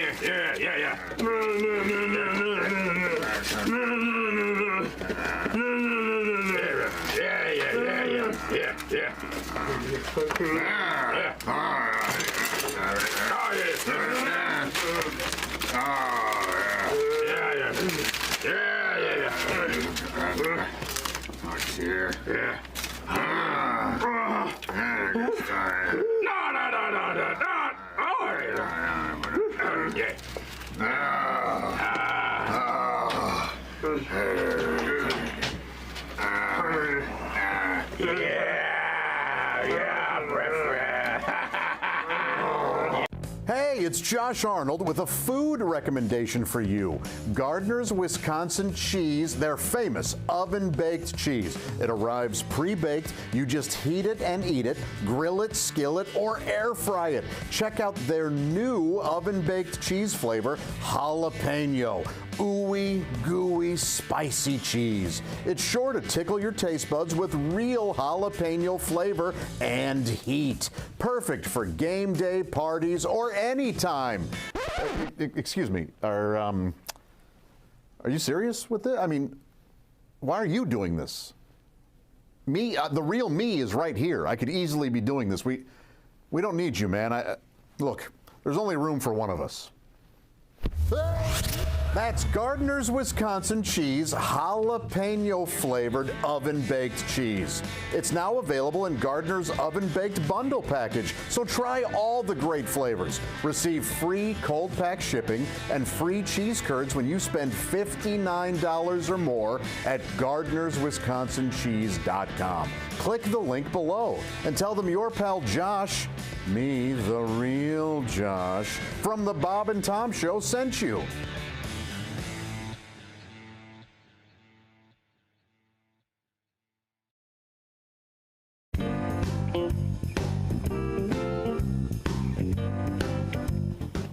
Wouldn't you like to know what Chick McGee does while commercials are playing? I sure during the would. Bob and Tom Show? Walk this way. Okay. Here you go. You're going into the restroom. Well, no, this happens sometimes. Sometimes you have to do quick decision making. It's locked. Right? Normally, everyone who works here knows that they shouldn't be in the bathroom when we're in commercials. Of course. Because I might have to use the bathroom.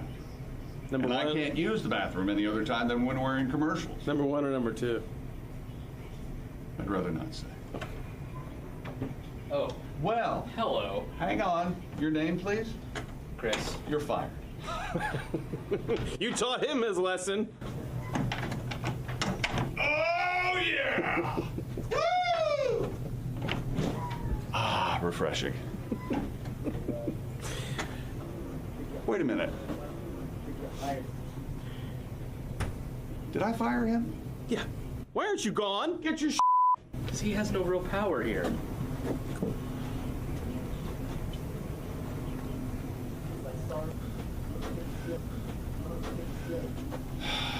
I knew I had no power, but it still hurts when I hear it out loud.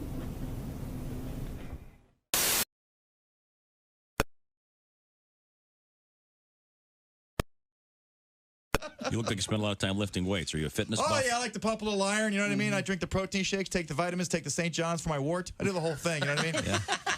You got a wart, do you? I like to go out and chalk up. The whole key is chalking up. You got to chalk up when you go. You got to chalk it up. I got the weight belt on. Chicks dig the weight belts. They dig the weight belts with a name on the back. You know, Steve. I don't know who Steve is, but he's missing his weight belt. Is that what you were waiting for? That's yeah. Oh, yeah. Oh, I like to pump it up. You got to be in top shape because I play golf. You do. You guys know the golf bit. Oh, yeah. I love golf. I play a lot of golf. I got some new golf jokes. I play a lot of golf. Oh, yeah. Every hole, like 14,000 strokes. That's a lot of golf. You know what I mean? I look like a propeller out there just swinging away. I love golf. I swing with one hand. I don't even use two hands. I don't care. The instructor's always trying to change your grip. Like, hey, you're not the boss of me. I hit that ball as hard as I can, walk 6 feet, and hit it again.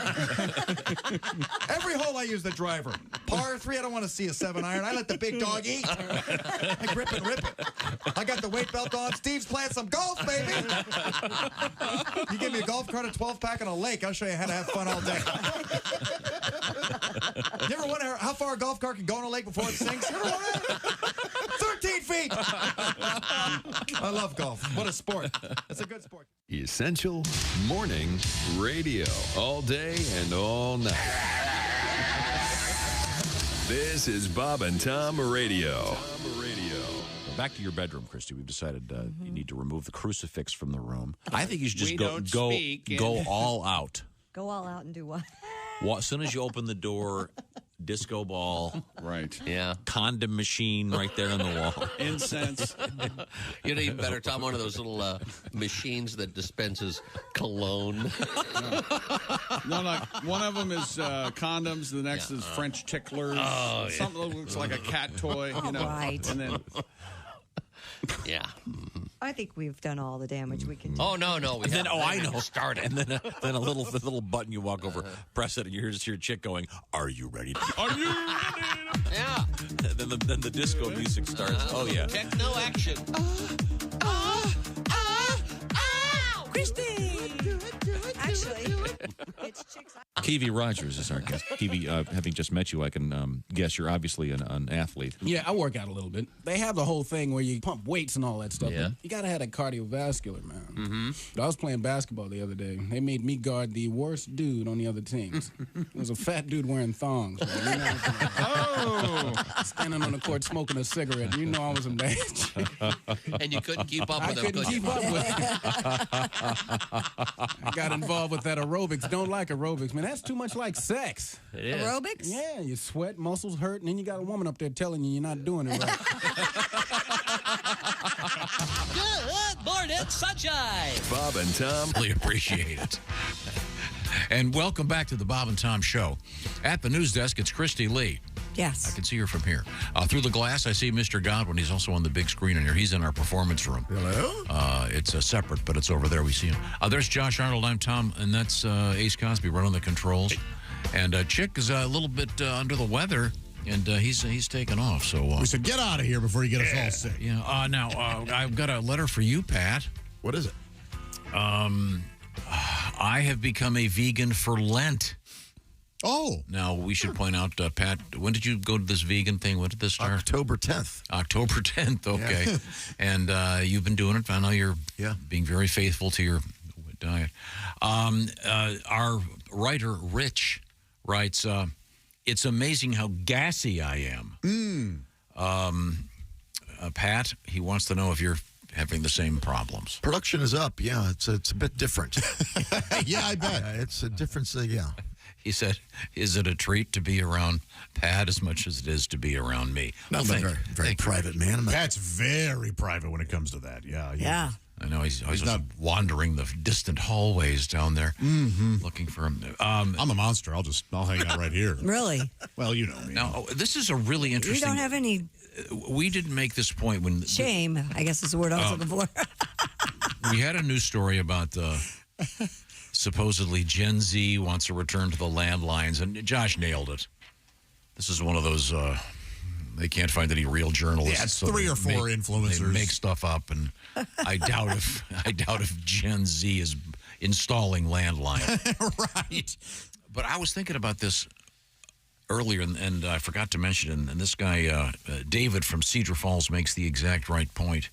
He goes, I grew up in the 70s. Young men today don't know the horror of calling up a girl in the kitchen with everyone around, only to have her 6'4", 250-pound redneck father answer the phone. Man, that really was something. Because there was a filter system. Yep. If you wanted to call somebody, you called their house, and you didn't know who was going to answer. Right. And I kind of forgot that's sort of gone away. People would listen in, too. Yeah, did you have to answer your phone a certain way? Griswold residents, Tom speaking. Did you have to do that? No. Oh. Did you? Yeah. Yeah, we did. We did. Really? Yeah. Which was weird because we were the Godwins, so answering at Griswold was very... Yeah, it was very weird. But that was confusing for people. I would say like once a year, my parents would get on this kick of, hey, from now on, you're going to answer the phone, not hello. You're going to say, hi, this is Josh speaking. Thank you. Or not thank you, but whatever. Right. Like, and then it would last a week and go away. But I mean, that has become lost. Sure. When you would just call... If you wanted to call someone, you'd call. You don't know who was going to answer. Mm-hmm. Hey, is so-and-so there? Can I speak to Shelley, please? Oh. Who is this? Yeah, oh boy, that'd be... Yeah, And then you'd have to stand in the kitchen and talk to this person while your family's all hanging around, and it was awful. Or stretch the cord. Yeah, remember those 18 feet cords that would go down the Go into hallway? other rooms. Oh, gosh, that was great. Oh, yeah. Yeah, sometimes the dad would just, hi, can I speak to Katie? And it would be, she's not talking on the phone today. And then just hang up. Oh, God. Is he mad at me? Is he mad at her? This is awful. She's studying. Yeah. It'd be kind of cool if if FaceTime worked that way. If it was a combination of the old and the new, you'd call someone, there'd be the guy and the wife beater, and yeah, is Susie there? Just a second. Who's this? My ass itches. Well, I didn't know. I just had no idea, sir. Well, let's. We had an odd story in the news. Speaking of vegetables and vegetarians, Pat, this is about a new aspect of contemporary agriculture. Gardeners in the U.S. will now be able to grow a genetically modified purple tomato made with snapdragon DNA. Researchers at Norfolk Plant Sciences worked for about 20 years to hack genes from a snapdragon flower into the tomato plant. The genes not only provide pigment, but high levels of anthocyanine, a health-promoting compound that gives blueberries, blackberries, eggplant, and purple cabbage their color, as well as their superfood status. The purple tomato is now the first genetically modified food crop to be directly marketed to home gardeners. By selling direct to gardeners, Norfolk hopes to get Americans to change their perceptions of GMO foods. Interesting. Yeah, when I first read this, I thought, I wonder if, do you remember, I'm trying to remember, wasn't it Heinz ketchup that did the green ketchup and it was a big flop? Mm-hmm. I mean, do you want purple ketchup? Purple tomatoes, even? Well, I don't know. I mean, will that, but apparently these are better for you. I wish they could develop a tomato that you could get that still tasted good in the winter. Because the seasonality of tomatoes has been kind of lost. Pat, you're waving your hands. What do you got over there? They've commissioned me to do the jingle. I'm a jingle guy. For the purple tomatoes? Yeah. Do you want to live longer? Grow up to be stronger. It's got a Latin feel. Take the blue of the berry and the red of the cherry. You get a purple tomato.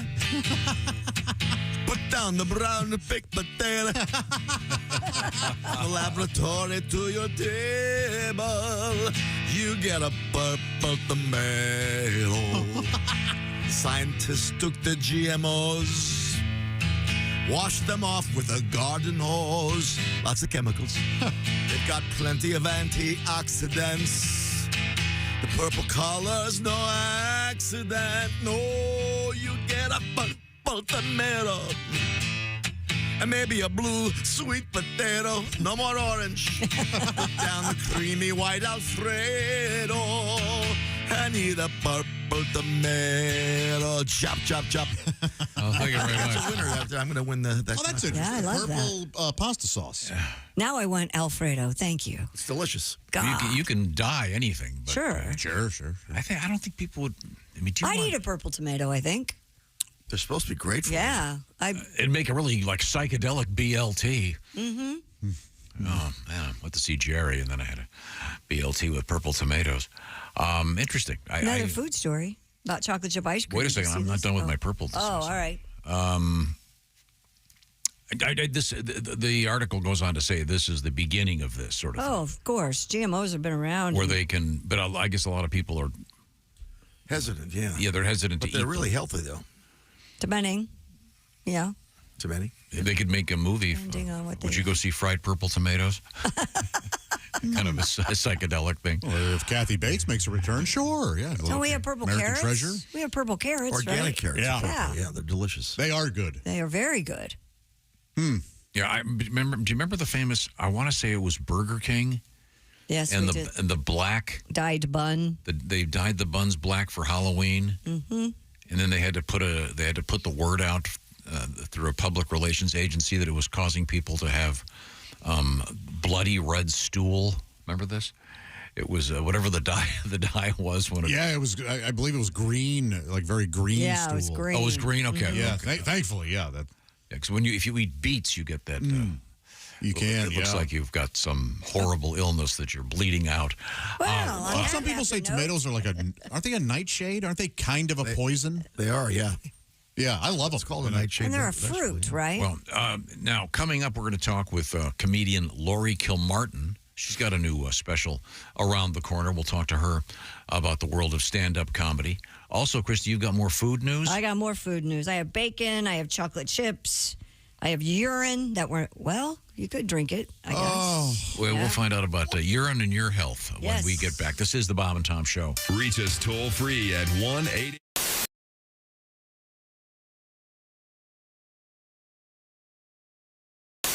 Hi, he's Bob. I'm Bob. And he's Tom. And I'm Tom. To conquer and win, we're gonna be in the Super Bowl.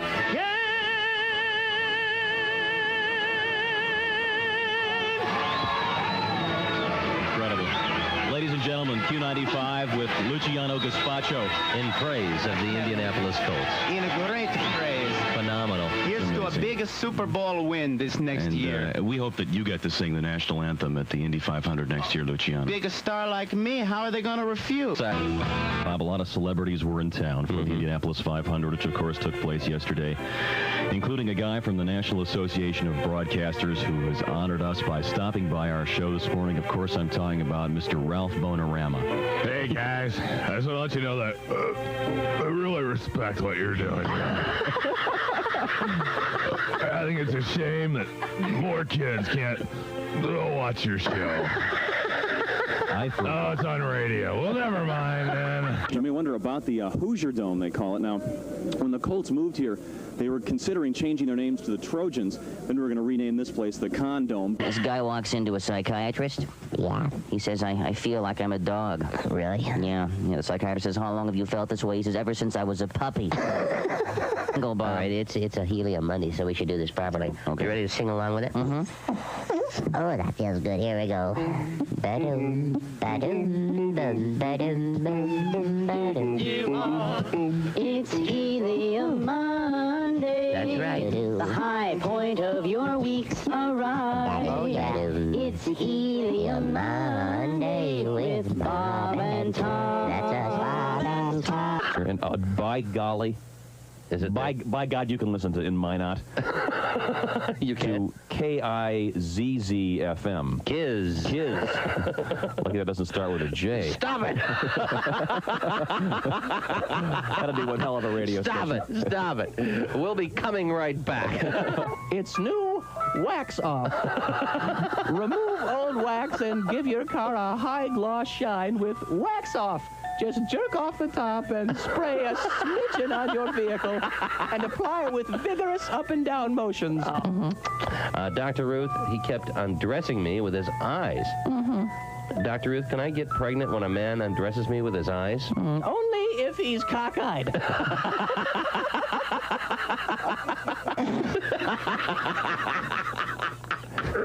Continue. Yeah. Put a little extra menthol there on your cigarette. That's right. Oh, yeah. Yeah. Haji, put that shaving foam down. Haji, would you like to give your street address? Maybe that'll help some people contact you after seeing this tape. Dick. But the type of people that will be contacting you are medical experimenters, okay? Dick. I wonder if they replace his heart with a gallstone, if his body will still work. This portion of our show is brought to you by Walenda Brothers Coffee. Good to the last drop.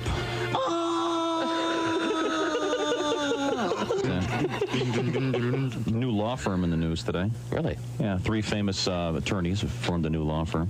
Oh, really? Who are they? Gary Hart, Ted Kennedy, and Richard Nixon. What's it called? It's called Dickum, Dunkum, and Cheatham. I wish you wouldn't make fun of Gary Hart anymore. Why? The guy, I mean, he was 6 inches away of becoming president. You know what I mean? Keep it in your pants, Jimmy. Get on your knees and pray. And when you get a Woody, when you get home to What are we talking about? Woody Hayes. Of course. So why do they have one of the main thoroughfares for people? And that's say, why don't they build a little a tunnel or a bridge? Hey, what a great idea! Guy from USAC goes, golly, Earl, that might be a pretty good idea.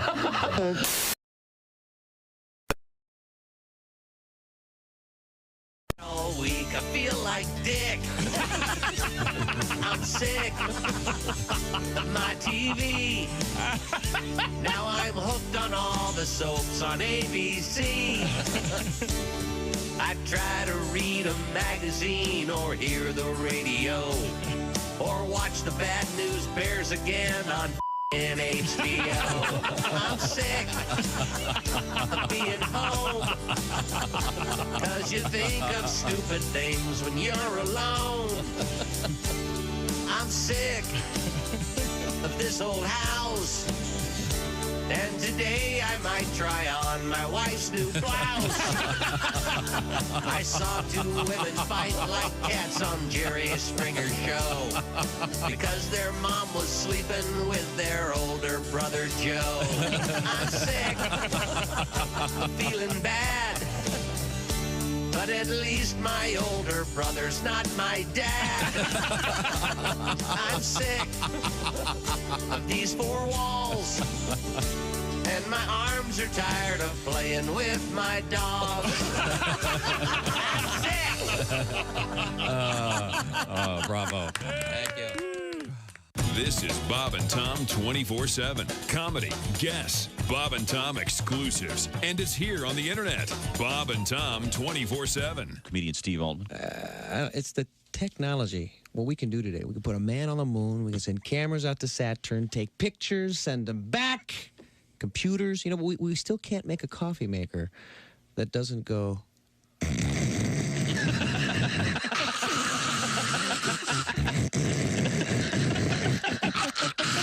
Hell, that wakes me up. I don't really need the coffee now, thanks! I'm awake and irritable! I got one of those cordless phones. Yeah? And those are cool. You walk around the house, be outside. You can be in the bathroom now and be on the phone. This is great. That noise? I'm making coffee right now. Let's talk to our guest, Tom Foss. Now, do you have any animals? I got 2 horses, about 15 chickens, dogs, cats. So you are in the country, yeah? Yeah, gravel road, one-way gravel road. Really? Do you eat the chickens? No, the eggs. Ah.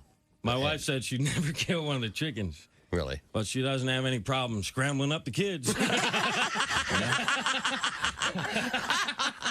That's sweet.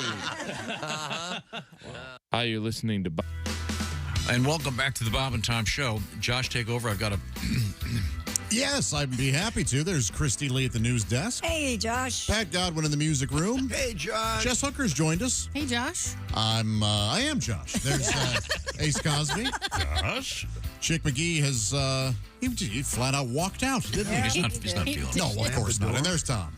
And if I sound a little funny, it's because the taste buds in my mouth are all on fire. Temperature or spice? Hot. No, temperature. You ever my idea for an invention? It would be like a little stripe on the side of a coffee cup. I think they have that. And it would tell you how hot it was. They have, They have that? I think so, yeah. Really? I've never seen it. But thank you.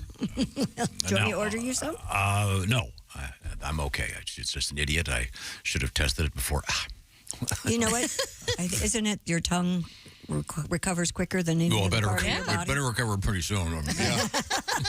We're going to have It's essentially just a rotting piece of meat in your mouth. You know? Okay, good. It's constantly being... Now, we have Christy Lee at the news desk. Coming up, comedian Lori Kil Martin will be our guest via Zoom. Christy, what have you got? Speaking of meat, the American pork industry has announced that Americans are not eating enough bacon. According to estimates from Kansas State University, demand for pork is 9% less than it was 20 years ago. Well, we better get on this. While farmers produce 25% more pork. Producers are debating solutions, with some betting on quick-cooked bacon, deboned ham steaks, and pre-seasoned pork loins. Also coming up, the possibility of a social media campaign aimed at reminding consumers that there is pork beyond bacon. So we're not eating enough pork in general, not just the bacon. Gotcha. I think bacon jumped the shark a while back. Yes. Remember? Yep. There was bacon, everything. Yeah. It's not bacon's fault, though. You know what I mean? Bacon didn't ask to jump the shark. It didn't do anything. No, but you know what I mean, though. Of course. It was everywhere. Yeah. And it's certainly delightful and delicious. I love your empathy towards it, John.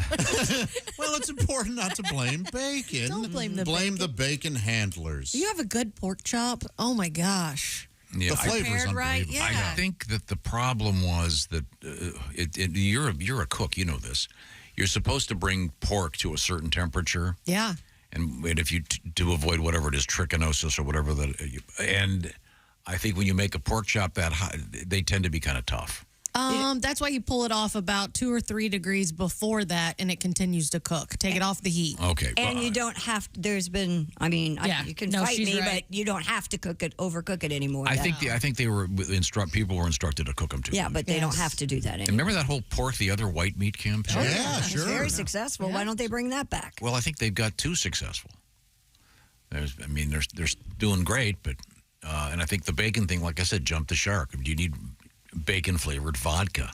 We literally had, and I'm not kidding. I don't know where I put it. We had kosher bacon lube. Oh, I remember. A sexual lubricant, bacon flavored. Making bacon. Yeah, obviously. What did pork get hit by inflation like a lot of things? Could the 7% decrease in sales just be because prices went through the roof? But if they're making more, there should be demand. There should be plenty of it. Well, it sounds like they were making more no matter what the sales were. I have noticed the price of bacon going up. Okay, yeah. I mean, that could be an issue, too. Maybe it's 7% down because it got 7% higher. Remember all those years ago when Oprah said something about the meat industry and it just, they She had, sued her? nearly ruined it? Yeah, and they sued her, right? Yeah, of course. She was the original influencer. Yeah. She actually influenced people.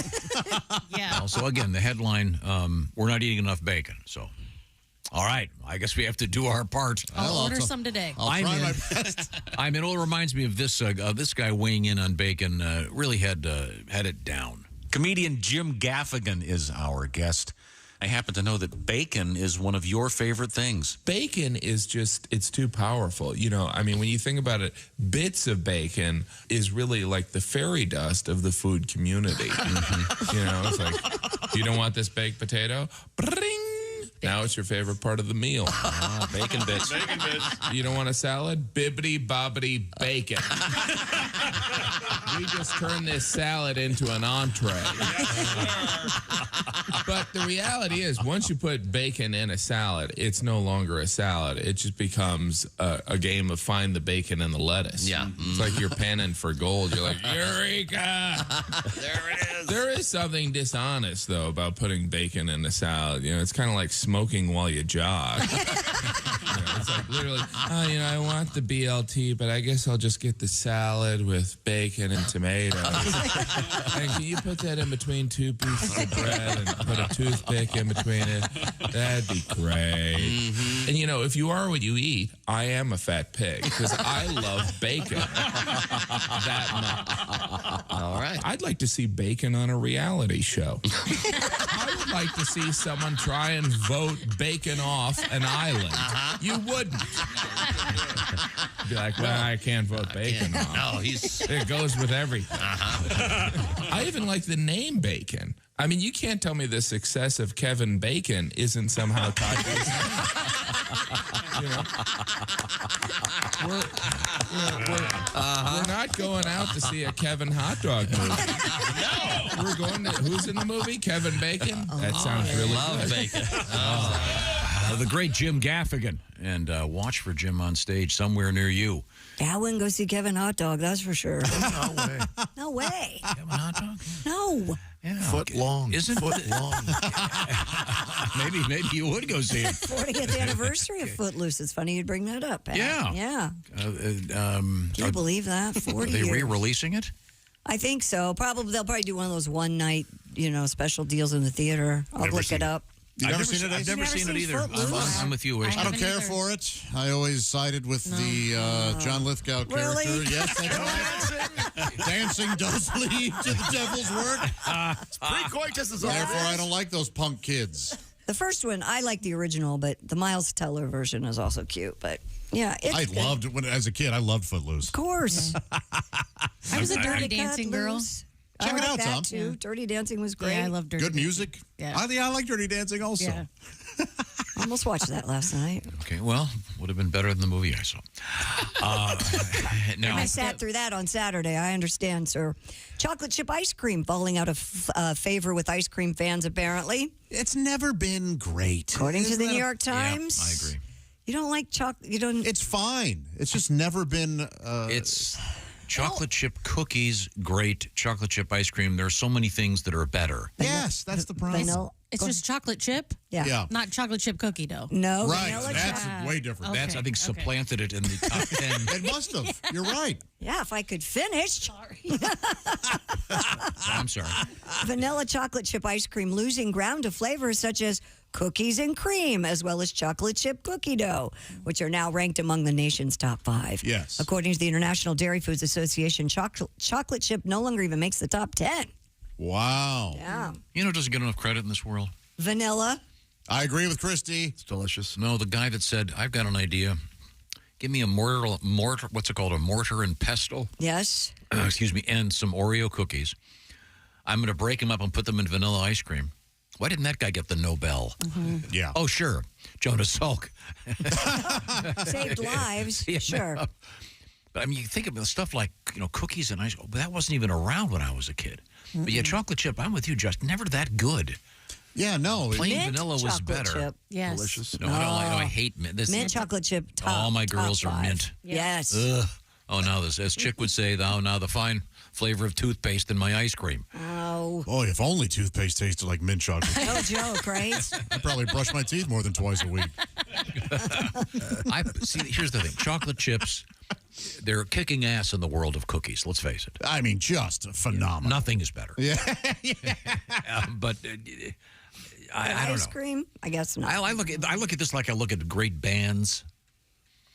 Chocolate chips now have a solo career, and they've left chocolate chip ice cream and gone on to better things. Oh, really? Yeah. Okay. Yeah. Think about it that way. Chocolate chip cookies. I mean, What else do you use it for? I guess pancakes. Do you guys ever put them in your pancakes? You know, I'm a traditionalist when it comes to pancakes, Yeah. but that's So are very my popular. kids. Yeah. I make Very them popular. I don't eat them, but I make them for the kids. Yeah. Chocolate chip pancakes? Yeah, I don't like chocolate in my pancakes. I don't either. No. No. Blueberries. I'm in. Bananas. Yes. And real maple syrup, not the blue maple syrup that's pre-blueberried. That's poison. Well, that's not maple syrup. That's just blueberry syrup. Yeah. Right. When I say poison, But I'm with you. Yeah, that's not hurt you. Get that out of here. Just dreadful. When IHOP has like the thing, With all the the 4 or colors. 5 flavors. What are you doing with those other flavors? No, it's like when you buy the crayons. You don't need 700 crayons.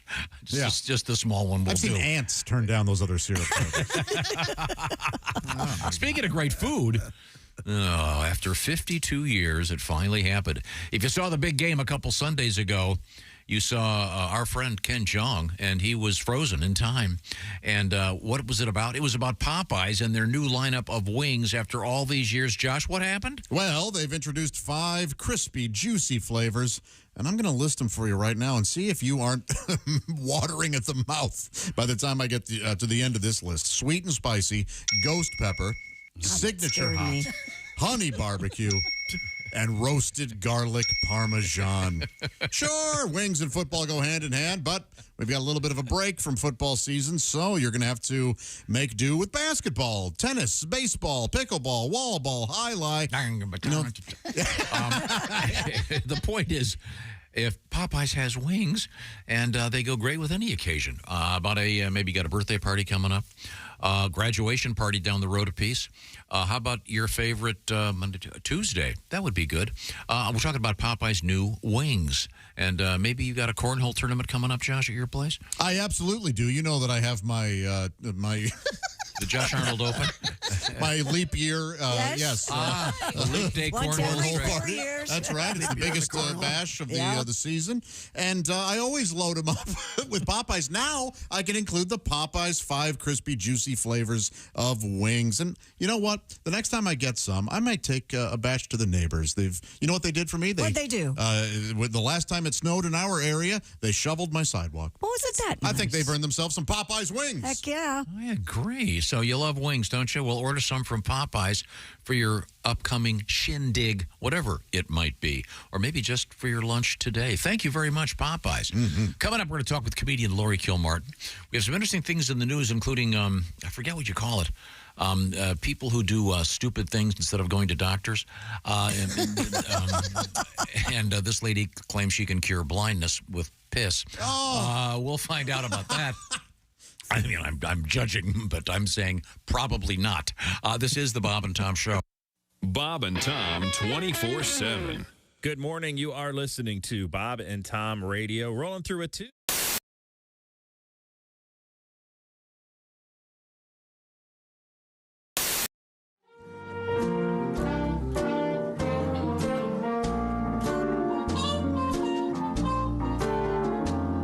I met Kate on vacation. I heard she had a spicy reputation. She loved many men, even a lady or two.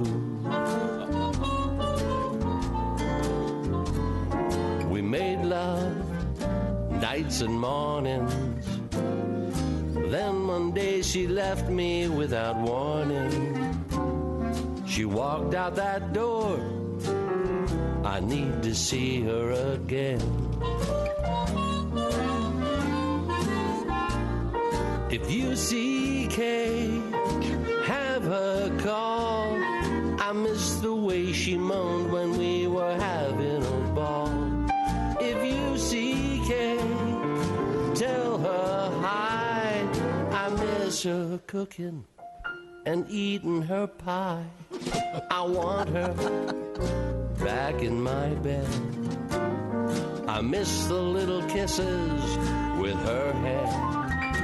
Oh, the trick with her tongue, enough to make you go mad. Kayla, like Venus, the feelings of her hands between us. She's the queen of the ball. I need to see her again. If you see Kay, have her right.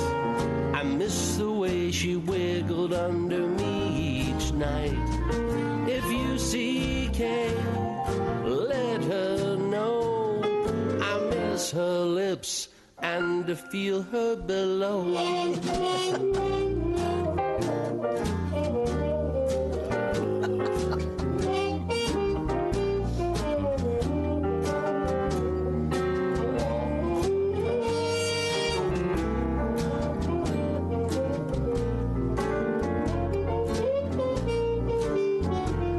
She loves that baby gravy. She had her share of seamen in the Navy. If you see Kay, I miss her. If you see Kay, I wanna kiss her. If you see Kay, I need to meet her again. I miss you, Kay.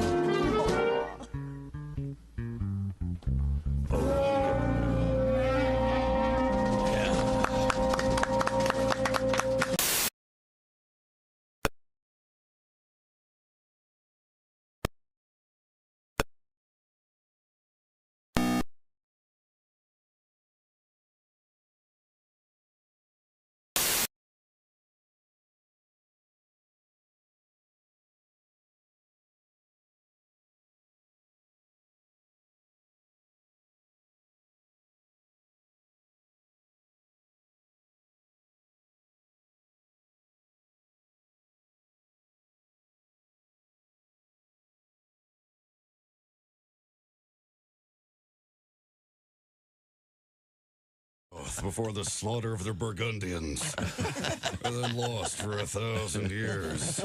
Class is like, I don't know what he's talking about, but yeah, go find it. Go save the world. We'll be here when you get back. We'll be at the bar or the speakeasy or whatever they had back then. You know? Perfect. Class is partying afterwards. Hey, man, what I tell you every semester?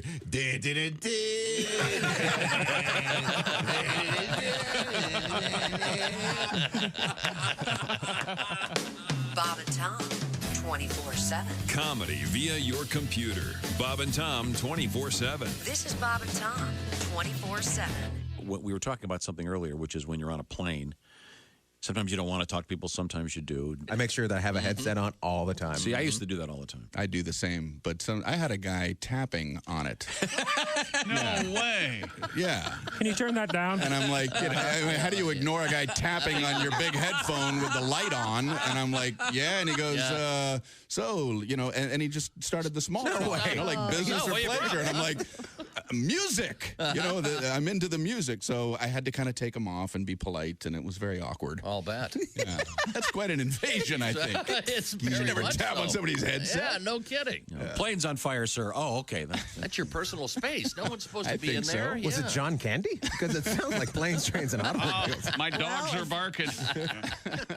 My most recent marriage was a disaster. It made the wreck of the Edmunds Fitzgerald look like a fender bender. Oh, wow. Hello. And you remember Lord's famous line about gun control. More Yes. And the relationship taught me a lot. It taught me they won't sell you a handgun if you're crying. Hi, this is Rodney Carrington. Welcome back to the Bob and Tom Show. We've got a special guest, Tom. Very excited to speak with a terrific comedian, Kil Martin. There she is. Look at those choppers. Hi, Lori. Wow, you're so pretty. Look at those What the hell kind of comment is Lori, that? let me please translate for Tom. He means you have a very beautiful smile, and I'm not BSing. That's just his way of saying you have a very pretty smile. Well, and the thing is, when we're doing the Zoom camera, it doesn't necessarily flatter everyone. Again, he's trying to be complimentary. Oh, Jess. I get it. It's nice to look at those choppers and not look at those knockers. So I'm already Well, you're gonna have to push your chair back before we can do that. Kil Martin is a I'm staying up close. a veteran stand-up comedian. You've got some new projects out there. What's number one on your list right now? Is it the new special that you've put together? I do. I have a new special. It's called Cis Woke Grief Slut. I love it. I just thought I'd irritate everybody. That's a great You can find it on... Thank you. You can find it on Amazon Prime or Apple TV or YouTube. Comedy Dynamics produced it, so they pushed it out to a lot of different platforms. So I put that out about a month ago. Okay. And now we have a slight delay in our circuitry here, but we can still see you and hear you. Give us a little bit of background on where you are in life. Who's around you? What kind of family do you have? What's behind the screen behind you? Oh, the behind the screen behind me is Jackie Cation, who's a comic. Sure. Yeah. We do a podcast together. Her dad painted this, and I decided to make him my Zoom background because I'm a pig, and I wouldn't want anyone seeing how I actually live. Now, wait a second. Am I correct in saying Jackie's the one that doesn't she have a pet iguana or something weird? Tiberius. Yes. Oh my gosh. Great memory. Yeah. Her husband, unfortunately, he passed. Not her husband, the iguana. Well, I'm not sure about her husband either. I don't know the guy. It could be a celebratory He's still moment. around. So this is how I live, and I'm a single mom. I was the last time I was with you, and I still am due to my personality. And I have my son is 17, and I'm just feeling that like my shift is almost over kind of vibe. And you know, people, they always go, you never stop being a mom. And I'm like, well, watch me. Yeah, tell that to my 25-year-old who's on my couch right now, Lori. Well, yeah. No. Lori Kil Martin is our guest. Lori Kil Martin is a distinguished stand-up comedian. Lori, here's a phrase that has never been spoken in the English language. Here it is. 17, pause. That's a great age. Never happened.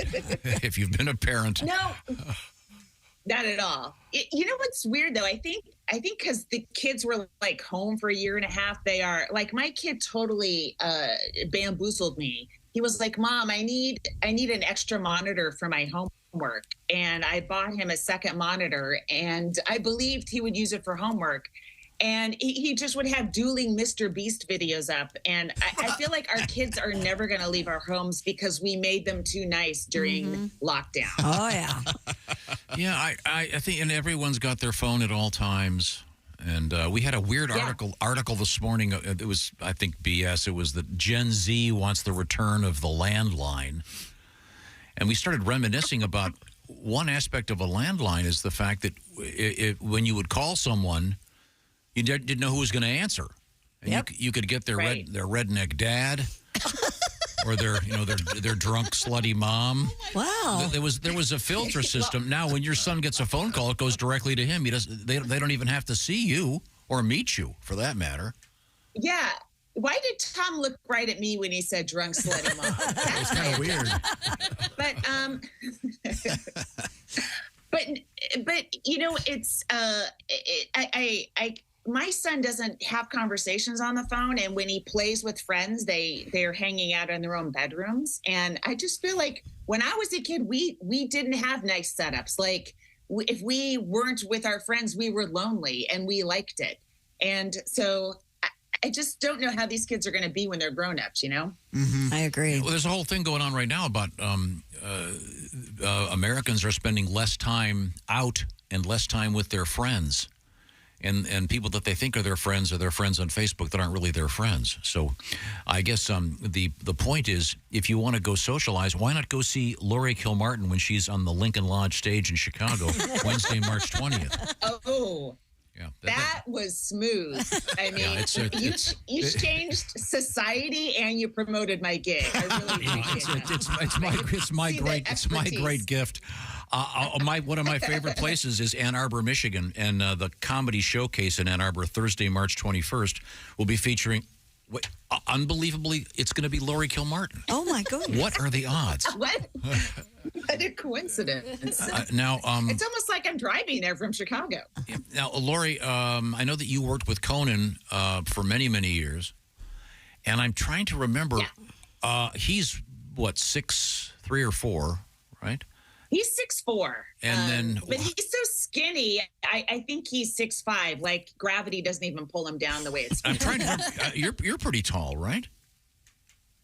I'm shrinking, but I was 5'9" at one point. But I feel like I'm losing about a half inch a decade. Oh, that's not too bad. Yeah, I guess the guys would say that, but now you mentioned that you are single. Are you on the so-called apps? Are you on Sleep with the Fishes? What's that called, Christy? Plenty of fish. Plenty of fish. Sorry, plenty of fish. Plenty of fish. Sleep with the fish. It's an Italian one. I told my son, I go, when you go to college, I'm going to start dating again, just so you know. And then recently he goes, I don't know if I want to go to college. And I was like, as a reminder, after you graduate, I will be having sex with men in your bedroom. Well, if you don't want to see that, you should live in a dorm. That college fund is technically your money. I mean, you know, if he doesn't want to go to college, it is. You could just spend that on whatever you want. It is my money, yeah. No. Are you spending most of your time now touring, or are you back writing for television? Well, I'm not writing for television, so I am touring. I'm mostly on the road and promoting the special, and as all comics are now, just like posting clips 10 times a day. I've become a film editor practically. I've gotten new skills in the last 3 years. So, yeah. Okay, well, it's always a great pleasure. And Lori Kil Martin is, once again, as I mentioned, on the road. March 20th, Chicago's Lincoln Lodge, and Ann Arbor coming up on Thursday, March 21st through March 23rd at the Comedy Showcase. And you can go see Lori. And so are you doing no dating at all? I just want to make that clear. Not yet, but I'm looking, like, here's the thing. I'm in my 50s and I want to date a guy my age, in his 50s, but divorced men in their 50s are not well. Like, something is amiss. And my theory is Gen X men are the last generation of men to play high school sports without concussion protocols. They got hit in the head a lot, and now they're single. They're like these horny, brain-damaged giant babies. So it's a lot of work. That describes me, and I never even played football. Well, it's always a great pleasure, Lori. You look lovely, and it's great to see you. And I'll be checking out your comedy special. Give me one more time. How do I find it? It's Cis Woke Grief Slut. You can find it on Amazon, Apple, and YouTube. Okay, and Cis is CIS? Yes. As opposed to CSI, which is a vastly different program. Thank you, Lori. What a pleasure. Bye, Lori. It's good to see you again. Thanks so much, guys. You're welcome. Thanks, Bye. Lori. See ya. Very lovely, isn't she? Yeah, she's I love terrific. her. Now, we need to switch gears here just a little bit. We've got a couple of requests coming in. We decided we'd read a lot of mail this morning. Coming up, we're going to have an episode of the Mr. Obvious Show. Coming up, we're going to have a little bit of music from the great band Here Come the Mummies. But let's do a quick return to the news desk with Christy Lee. Authorities in Texas arrested a man for allegedly committing vile acts in a pair of antique stores. According to court records, 60-year-old Mr. Mitchell Cooper Vest entered two different shops in the Houston suburb of Spring wearing a kilt. He allegedly then picked up items off the shelf. Go ahead, Josh. I'm assuming. Inserted them All right. into his rectum and placed them back on the shelf for display. Oh, well, this fits. Authorities allege the suspect, who was notably wearing a green kilt, defied items such as... Defiled, maybe? That's what I meant. Defiled items such as a makeup brush, a restoration hardware piece, doesn't go into detail. And God, I hope it wasn't one of those couches. I've got one of those. I can barely fit it in my den. Boy, that's probably the most expensive thing he put up his ass. Yeah, that cloud couch is expensive and big. Yeah. An antique bottle opener and a tobacco tent can. What is that? I don't know what a tent. Tobacco tent can. I don't know what tobacco tent. A brand, maybe? I don't know, but... In both instances, the merchandise valued at a combined $204 had to be thrown away. Oh, of course. Yeah. Due to feces. You couldn't just mark them down and let people know? Hey. I'm sorry, in the keystering section... Right. We have... by the way, the couch is still $3,000. A 60-year-old was arrested on charges of criminal mischief. Oh, my Lord. Yeah, that's It's rough. like a coffee can for tobacco. Okay. Ugh. How big is it? I Sizable. was going to say it's big. Can you put that up the old keystone? I guess He so. tried.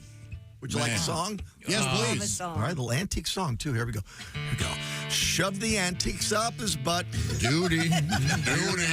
Just to kilt that guy's a nut. Oh, the duty day. Took a makeup brush and shoved it in. Duty. Did the same with the tobacco tin. Oh, the duty day. Jammed it up there tight. Put it back on display. You better clean it up a lot before you sell it on eBay. Good day. Doody. Oh, my. What kind of sicko? Well, first of all, what's kind of weird about it, He wore a kilt, so he knew. he's wearing a kilt, so so he knew in advance. Right. Easy That was the plan. Thought ahead. Yeah. And then, I'm not wearing my button fly next time I do that. but I'm going kilt. here's the other thing about it. It's kind of a classy. You don't. Well, how do I word this? It's not like he's going into Target or Walmart. He's going into because he's doing it in an antique store. It's less offensive to you because of what he's sticking up there. No, it's more offensive because he's trying to do it. I disagree. It's sort of pretentious. I think he's doing it. I think it's nicer of him to do it to this old crap than to new merchandise. Now, It's already old and gross anyway. We need a quality psychiatrist, and God, who doesn't? You know, the guy's married and has a nice home, too. Did you know that? Is that right? No, I didn't. That's the other part of the story. I thought it was This fascinating. is just his thing. Yeah, his thing. But I mean, and to me, part of the pretentiousness of this, what is the other word I'm looking for? Psychotic. I don't know what the term is. It's a little loftier to be doing it in a fancy antiques place. Do you see what I'm saying? Well, that's the thing. What came first, the fetish or the kilt? Like, did he have the kilt already? And he was like, well, this is handy. I bet the fetish came first. Yeah, I bet he The fetish, uses and then it. he said, I got to get a And then he kilt. thought, Yeah. from a practical standpoint, I need something. How do I access my anus in a public place? Yeah, it's gotta be. Without drawing too much a good attention. point. Yeah. Right. What he needs is an accomplice to play the bagpipes so they're not suspended. Just thinking, oh, it's two jackasses in kilts playing bagpipes. But I read this and I thought of an old friend of mine who's no longer with us, who would wear a kilt all the time, and he was such a great guy. Yeah. He was just one of those guys that could pull it off. You know, he could just go places in a kilt. Go, oh, look. Sure. There are guys who pull I that think off all you the could. time. Your look, you could definitely pull off a What do kilt. you mean my look? Look at him. Yes, look at him. Yeah, he could. Yes, he could. And like if you show up in a parade in a kilt, you'd be like, Yeah. oh, there's an old Scottish heritage guy or Yeah, whatever. exactly. Well, I hope I'm being followed by an assassin. But the kilt does not go with a 2-pocket khaki shirt. Well, I'm one of my sorry. best friends has become a what he calls they're called workman's kilts. Yes. Yeah. And they are khaki color. He wears them everywhere. Really? All the time. Yes. What does he do for a profession? Now here's the thing. He is a tree removal dude. Jesus. So I don't think he wears them when he works. Right. But he said he does. He told me he does. But I was like, when you're up on the tree, can't people just look right up your kilt? Is that a part of the kilt? Is that you can't wear anything under it? Well, I he think said he does. Yeah. I'm yeah. sure Because he's not wearing it for any sort of Right. Right. It's not like ceremonial. It's not like there's someone that goes around and finds you. All right. Lift it up. No, underwear. That's going to be $300. What the hell? He said if we ever wore them, we would never go back to shorts or pants because they're so Yeah. comfortable. And I was like, I think I would, but Yeah, You know, we can wear them, and you don't see us wearing skirts, do you? No. yeah, no, exactly. Man. Yeah. But I mean, again, the fact that he's wearing a kilt, I think, is just because he wanted to easily access. This seems like I've never heard about this particular thing before. Me It's either. super disturbing, and now really sorry that I read about it. Well, the guy now on Antiques Roadshow, they're going to have to start sniffing every item before. Oh, all right. rubber gloves. Well, I wouldn't for the tobacco tent. I was going to give you $700, but apparently it's been keistered. Oh, boy. So, wow, that is. We don't know that this was a fancy antique store. I've been to a lot of antique stores that Yeah. are the That's farthest true. thing from fancy. That's true. Yeah. Well, this guy's going to love prison, I guess. Well, so long as he gets an old cellmate. As long as he gets to wear the orange kilt. He can bring in his own stuff. What if they warn him? By the way, this next guy, he likes to keister stuff. You're going to have to take him to the x-ray machine. He probably bought in a cell phone. I heard he brought in a landline. Hey, just put him in the cell with old Coming up, we're going to change the subject. Kevin Pepper Grinder Johnson. We had a friend that couldn't be around antiques Yeah. Yeah. at all. He became physically ill, didn't Right. he? Couldn't Well- if hotel, Nauseated? He had to send- Kind of. Yeah. Okay. Yeah. No, he'd have to go to the bathroom immediately. That's a wild reaction. Yeah, we walked into somewhere and there was like one of those big cuckoo clocks or something. Game over. And it's like his body was rejecting. Immediately. Yeah. That is really We something. really need to have a staff psychiatrist. We really do. I mean, not just for our own mental health, but just to answer these questions. Yeah. He sees a cuckoo clock and has to poop? Yeah, immediately. That's I could have used the cuckoo clock yesterday. Could we? Please. Please change the subject. See, I told you. Why? We're just going to go to another poop story. No, not right now. We're not. No, we have a, don't be ridiculous. We have a story about a lady who thinks that you can cure blindness with urine. You don't need it right And now. again, I don't like to judge, but I'm going to. She's an idiot. Okay. I don't want anybody during the cleanser. break peeing and then putting in an eye wash. Oh, my 20/20 vision is. I'm trying, Jason. Okay, I'm doing a quiz here. All right, Christy Lee. Yeah. Something new in your life is what? Let's see. I have a new bed. Aha. Yeah. And because your husband moved into your house. Yes. And you got a king-size bed. Is it a Sleep Number smart bed? Of course. I wouldn't have any other. I love my Sleep Number bed. This is the third one I have owned, and it's absolutely the best because I can sleep on one side at a 35 and be comfortable on the soft side. And my husband, Andrew, likes the firmer side, which is 100. So you're the perfect example for We're what the all Sleep happy. Number bed does. It's adjustable firmness perfected by the Sleep Number smart bed people. And speaking of smart, J.D. Power has ranked the Sleep Number bed #1 in customer satisfaction with mattresses purchased in store. By the way, my Sleep Number bed, year 19 for that baby. And when I moved, I had it just tweaked, and boom, it's ready to go. They did a great job. Sleep Number's President's Day sale continues. And it's this is the big one. 50% off the Sleep Number limited edition smart bed plus special financing for a limited time. And once again, check jdpower.com awards to see what I'm talking about. That J.D. Power 2023 award for the best bed out there. #1 in customer satisfaction with mattresses purchased in store. How could you be better than that? You'll find those, of course, at the Sleep Number store. To find that, go to sleepnumber.com/BT show. Tell them the Bob and Tom Show sent you. I love my Sleep Number bed. Now, coming up, we have more exciting things from the world of health and another bizarre story coming out of Japan, and another set of thieves in the news. This is the Bob and Tom Show. Add to or continue the conversation. Check out the Bob and Tom Show on Facebook. Get the link at bobandtom.com. This is the Bob and Tom Show.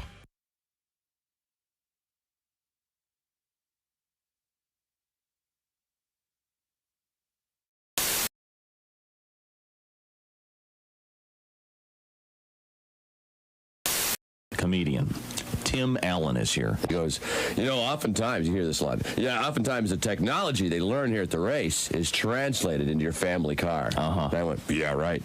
This year, the Chevy's offering the Indy Celebrity, a 900 horsepower celebrity wagon. So I'm like, gosh, George, this thing's really got some pickup, doesn't it? I got the kids to school in about 6 seconds. We're having lapping practice next week with all the other girls' PTA. She's running the Offie. I'm doing the Buick. And Betty's got the Chevy High-Tech. I pulled the trailer right out from under the boat, George. This baby's got some guts to it. Love Sears, do you? It's Craftsman tool department makes my nipples rock hard. She always figured we should grunt like pigs. The little primates you are. Don't speak to your mother. You grunt like the pigs you are. Ever try to take a steak away from your husband? Here, honey. We're trying to grab meat from a man while we're just like dogs. I like going through the house rewiring stuff. That's my favorite thing. I got one of those big tool belts. Yeah. 2 cordless Makita drills hanging low. But you got to know how to wear it, otherwise your butt crack shows. You ever notice that? Hey, what is that, a pencil hole over there, Bob? I'm going to hike that up. I got some spackle. I'll figure out that butt crack. I got some DAP butt crack filler putty back here. We'll just fill that crack right in there, Bob. I got kids eating food in this kitchen. Get out of here. Go to miter me a dovetail out there or something, Bob. I just cruise around my house like Bob Vila, with a bad headache. Just looking for stuff. I noticed Grandma's easy lift chair isn't moving quite as quick as I'd like it to.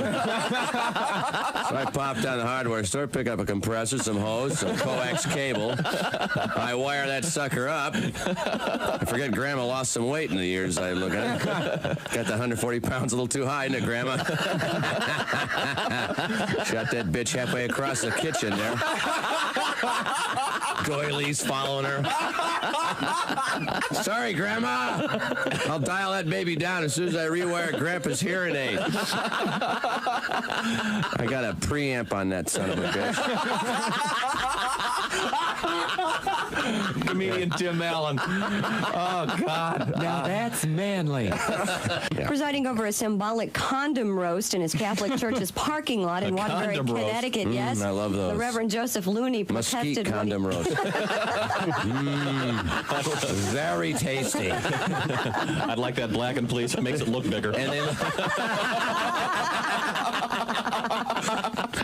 look so good at a shish kebab, too. A little pepper, a little bell pepper, condom, tomato. What's the name of this reverend? Oh, Reverend Joseph Looney. I'm not kidding. Unbelievable. I'm Casey Kasem, and here's the American Top 40. Is it just my imagination, or is my head just a bit too big for my body? And here's my wife, Karima Kasem. Show him the Top 40s, honey.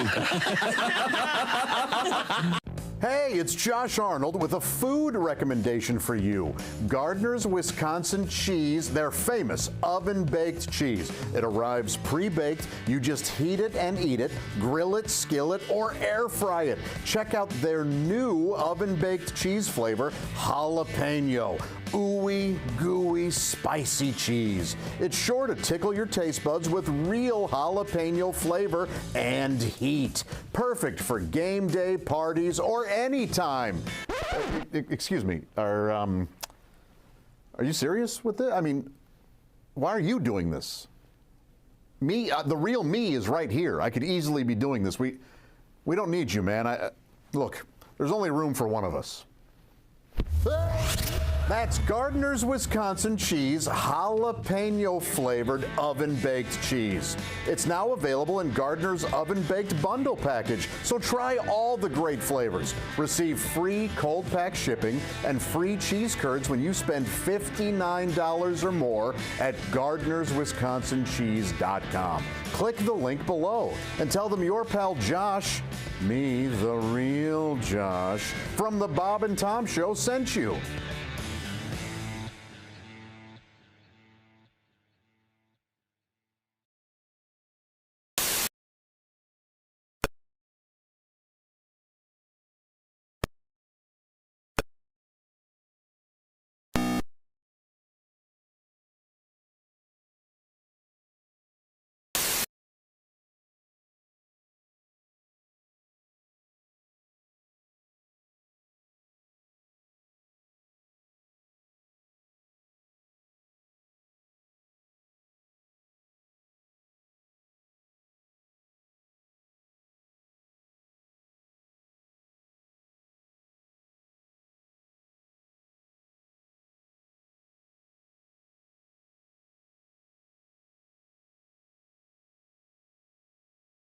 Piston shorts. I have piston beer mugs. Sometimes people don't even notice. I have piston ashtrays. I have piston shoes. I have piston basketballs. When I dribble, they do too.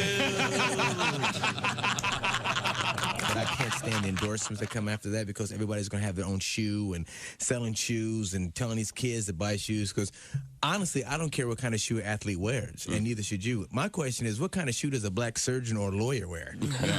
What is Johnny Cochran wearing? That should be the commercial.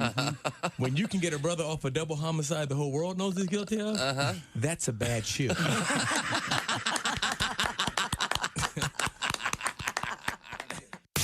You're listening to Bob and Tom Radio. That's awful. Awful entertaining. Essential Morning Radio. This is Bob and Tom. It's coming up for Rodney Carrington. Hey, it's the Bob and Tom Show. Thank you for joining us this morning. We've got Jess Hooker sitting in with us. Hello. Chick McGee stepped out. He's feeling a little under the weather, but he'll be back soon. Yeah. Otherwise, we're having a terrific time, Tommy. As someone said, it's going around. Yeah, it sure seems. Has anyone ever not said that? I don't think so. I mean, the history. Every time you get every time you get sick, right. oh yeah, I don't know if you heard me and my girls. Oh, that's going around. And that, of course, originated during the Black Plague. It's a reassuring thing, kind of. Yeah, but yeah, there is a check local listings, but there appears to be something going around. There is. That stomach flu is awful. We hope Chick feels better. That's how it sounds to some people. Oh, yeah. Some people, Very, very Every hour on the hour. Now, we have a couple of other things coming up, but we promised this story about the urine as a cure-all. A woman in Spain has sparked controversy after claiming dripping urine into her eyes caused her myopia and astigmatism. Urine therapy, a form of alternative. It caused those things? It cured her. God, I can't read today. I apologize. It cured her myopia and Can you imagine astigmatism. that? You know, here at Lens Crafters, we found. Forget glasses. Use urine therapy. I know, Christy, we're interrupting the story very early on, but I'm skeptical. Yeah. As you should be.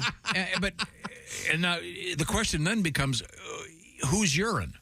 Urine therapy, a form of alternative medicine popularized by British naturopath John Armstrong. Is it naturopath or psycho? Or Naturopath John Armstrong in the early 20th century. Advocates of urine therapy promote the application of human urine for medicinal or cosmetic purposes. Among them, cosmetic. Massaging one's skin and gums. What's that? Josh, what's that new cologne you're wearing? My piss. Oh, I remember My Sin by Lanvin. This is My Piss by Arnauld.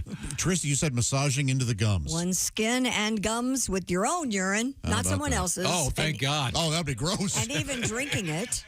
Well, who was it? There was an actor that used to stand in the shower and go. Busey used to promote this with his urine. Yeah, no, drinking it. No, so did Nick Nolte. Oh, was that who it was? Nick Nolte? I think so. Yeah, there was some. Somebody did that. What would they do? with it? They would stand in their urine every day or drink I think something they would save weird. it. Who knows? I'll look it up. I thought I'll it was find Nick Nolte. It may Maybe not it was be Mr. Nick Nolte. I'm sorry. But, Look, urine is waste. If there's a reason your body expels it, there's nothing there for your body anymore. I mean, it would be really great if you suddenly, well, I have trouble driving. I can't read the signs anymore. Oh, you just need to pour some piss in your eyes. You'll be fine. You mean I don't need to go to a qualified surgeon and have them fixed and remove the cataracts? No. Just piss on it. In fact, I'll do it for you right now. Yes. I'd be happy to pee in your eye. I have astigmatism. Yes, so do I as well. And we know that it is the eyeball is shaped differently than Correct. So I'm not convinced that dropping pee in your eyes will change the shape of your eyeball. But this guy wrote books. She, right? Is it a guy? Well, or? she did it with her eye, but Based this on guy. this guy wrote the based book. on this guy's guy who wrote books. the books. Yes. That had to be great. Book signings. Is that ink in the ink? Well, no, it's my piss. Don't they say urine will take out the sting of a jellyfish? That has been debunked. It has. Yeah. Okay. Mm-hmm. But yeah, that was the thing. However, it's I whenever I'm at a beach, I hope someone gets stung. Just a witness. Or so you just want to go over and pee on them, and it turns me on. Now we're getting it. That last part. Yes. And that was fallacious. Now, but that reminded me of this story that came out at the height of the COVID. the COVID coronavirus stuff. Yeah. Remember this one? Go ahead, Chris. A member of parliament in India says she drinks cow urine every day to ward off corona. Good for you. The coronavirus. Hindustan Times reports Miss Pragya Thakur can be seen on video recommending the practice. Ms. Thakur told party workers that she consumes cow urine daily, saying it is a kind of acid which purifies my body. Yeah, uric acid. It also purifies the lungs and saves me from COVID-19 infection. She added the urine should come from cows of the indigenous breed that are fed only forest grass. Yes, that's the way I think. I want to make sure I have grass-fed cow piss. I also get their 2% milk. It's a little more expensive, but, they're grass-fed. And it should be filtered with a piece of cotton cloths at least 16 times before consumption. Oh, my God. 16 times. And what do you get? Well, first Still of all, cow piss. it kind of kills your afternoon. So I got to have my afternoon dose of cow piss. It's going to take me half an hour to filter it 16 times. Plus, I got to go over to find a grass-fed cow and hang out underneath him waiting for him to pee. That's the thing. How do you get it? Because you got to be there when the cow goes. Right. You're hanging around under a cow. And how do you know it's number one or number two coming? Well, you stay under different the areas. First of Hey, all. Ted, can I borrow your beret? Why? Well, I just got crapped on by The it. Kurd defended her comments to the Hindustan Times saying, quote, I have not been infected till now because I consume cow urine. Until now. Yeah. So? Well, we don't know. She may have gotten it another time. She also uses a mixture of cow urine, dung, milk, ghee, and curd as protection. She says she has There are a lot cured of folks. herself with cancer from cow urine. Sure she does. Oh, good for her. Yeah, there are a lot of folks now who use the almond urine, Josh. they've gone non-dairy, so they want almond piss and coconut piss. And what's the other one you drink, Pat? I drink coconut milk. Coconut milk? I can never remember. That's my new one. So, Yeah. it's so complicated. Cashew? Buying milk. Cashew piss. God bless you. Wow. So You what's ever tried to milk a cashew? It's really hard. Hey, look. No matter how hard I squeeze one, nothing. Do you want to live or not? What's this lady's name again? What was her name? Pragya Thakur. You know what that translates to? What? The girl no one kisses. Okay, thank you. Thank you very much. I would love to see their billboards. Like do that milk mustache thing. Oh. No. Got pissed. By the way, if you are bathing yourself in cow urine and you don't want to be up all night, I recommend that you use the half calf. Thank you. You're welcome. Thank you. I'll be here all night. This is the Bob and Tom Show. Thanks for listening to the Bob and Tom Show this morning. Even though we're not too much to look at, you can also watch the show on our YouTube channel.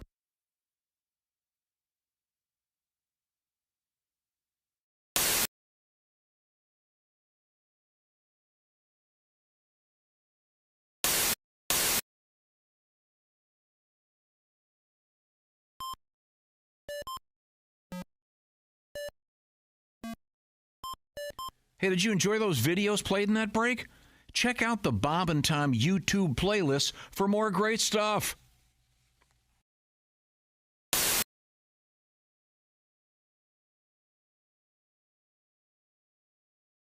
People were taking the chicken from Chick-fil-A and putting it on Cheddar Bay biscuits. Josh, what do you say? Josh is leaving right now. Josh is leaving.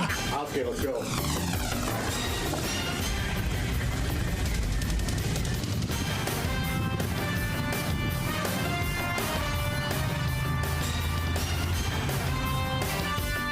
Come on.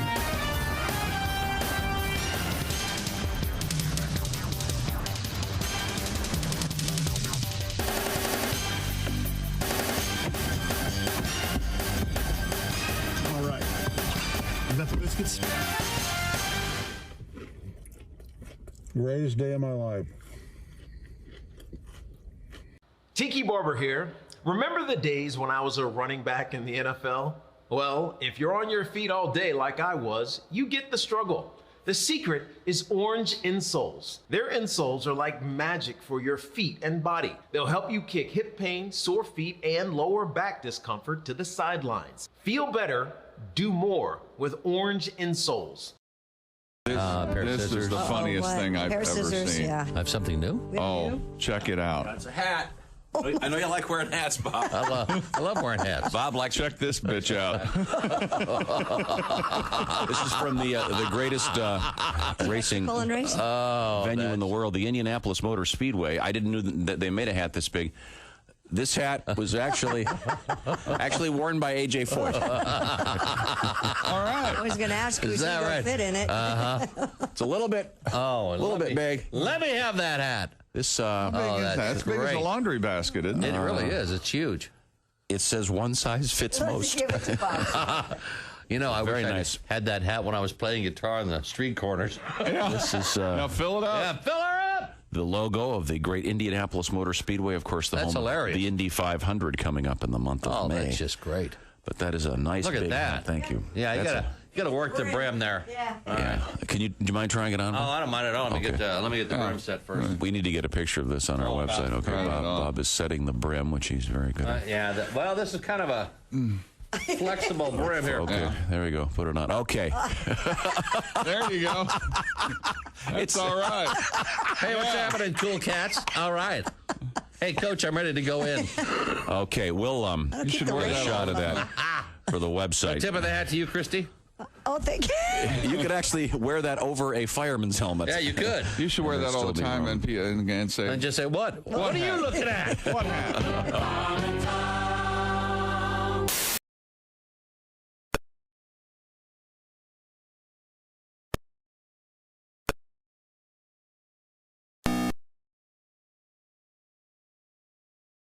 Show weekday mornings at 6 a.m. Eastern on Bob and Tom 24/7.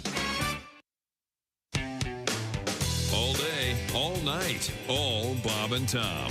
This is Bob and Tom 24/7. Frigamall Broadcasting presents another Bob and Tom Olympic moment in history. The year was 1896. Uh-oh. The place just outside of Athens, near the town of Stactontopolis, Greece. While preparing for the first modern Olympics, organizers were forced to eliminate a track and field event. In what will surely go down as the biggest bloodbath in Olympic history, runners from 5 teams were injured at the initial time trials of the 100-meter razor hurdles. 4 of the 5 athletes would never compete again. However, Austrian hurdler Klaus Kleinendorfer went on to be a silver medalist for the women's team as Gretchen Kleinendorfer. Thank you very much for this. Thank you for this medal. This has been another Bob and Tom Olympic moment in history. Sound like Paul Hum at the end. Morning laughter just might be the best medicine. No matter how hard I try, can't keep my hands off my face. Bob and Tom Radio. I can't think about the big picture. It's just hard, don't you think, to be human right now? I mean, we got stresses and pressures. I've got suicide bombers and gingivitis. You know, something's gonna Something's gonna get me. It is. What do you? I mean, I do the best I can. You know, I floss twice a day and spy on my neighbor because that's what they said. That's what they said. To do that. Keep your eyes open. Let us know if you see something fishy. That's what right. they said. And I don't know. You think that's going to work? There was a lady in Florida that gave birth and didn't know she was pregnant. Yeah. Yeah. You want that lady watching your back? Really? You want that lady voting? You know, yeah. Really? Yeah. I mean, I'm sure she's a nice lady, but something tells me things get by her. That's all I'm saying. I mean, how do you? Yeah. I thought I had indigestion. A little backfire from a burrito the other day. Yeah. It's a baby. Yeah. Here, can I help you through the X-ray machine, Mr. Atta? Yeah. Yes.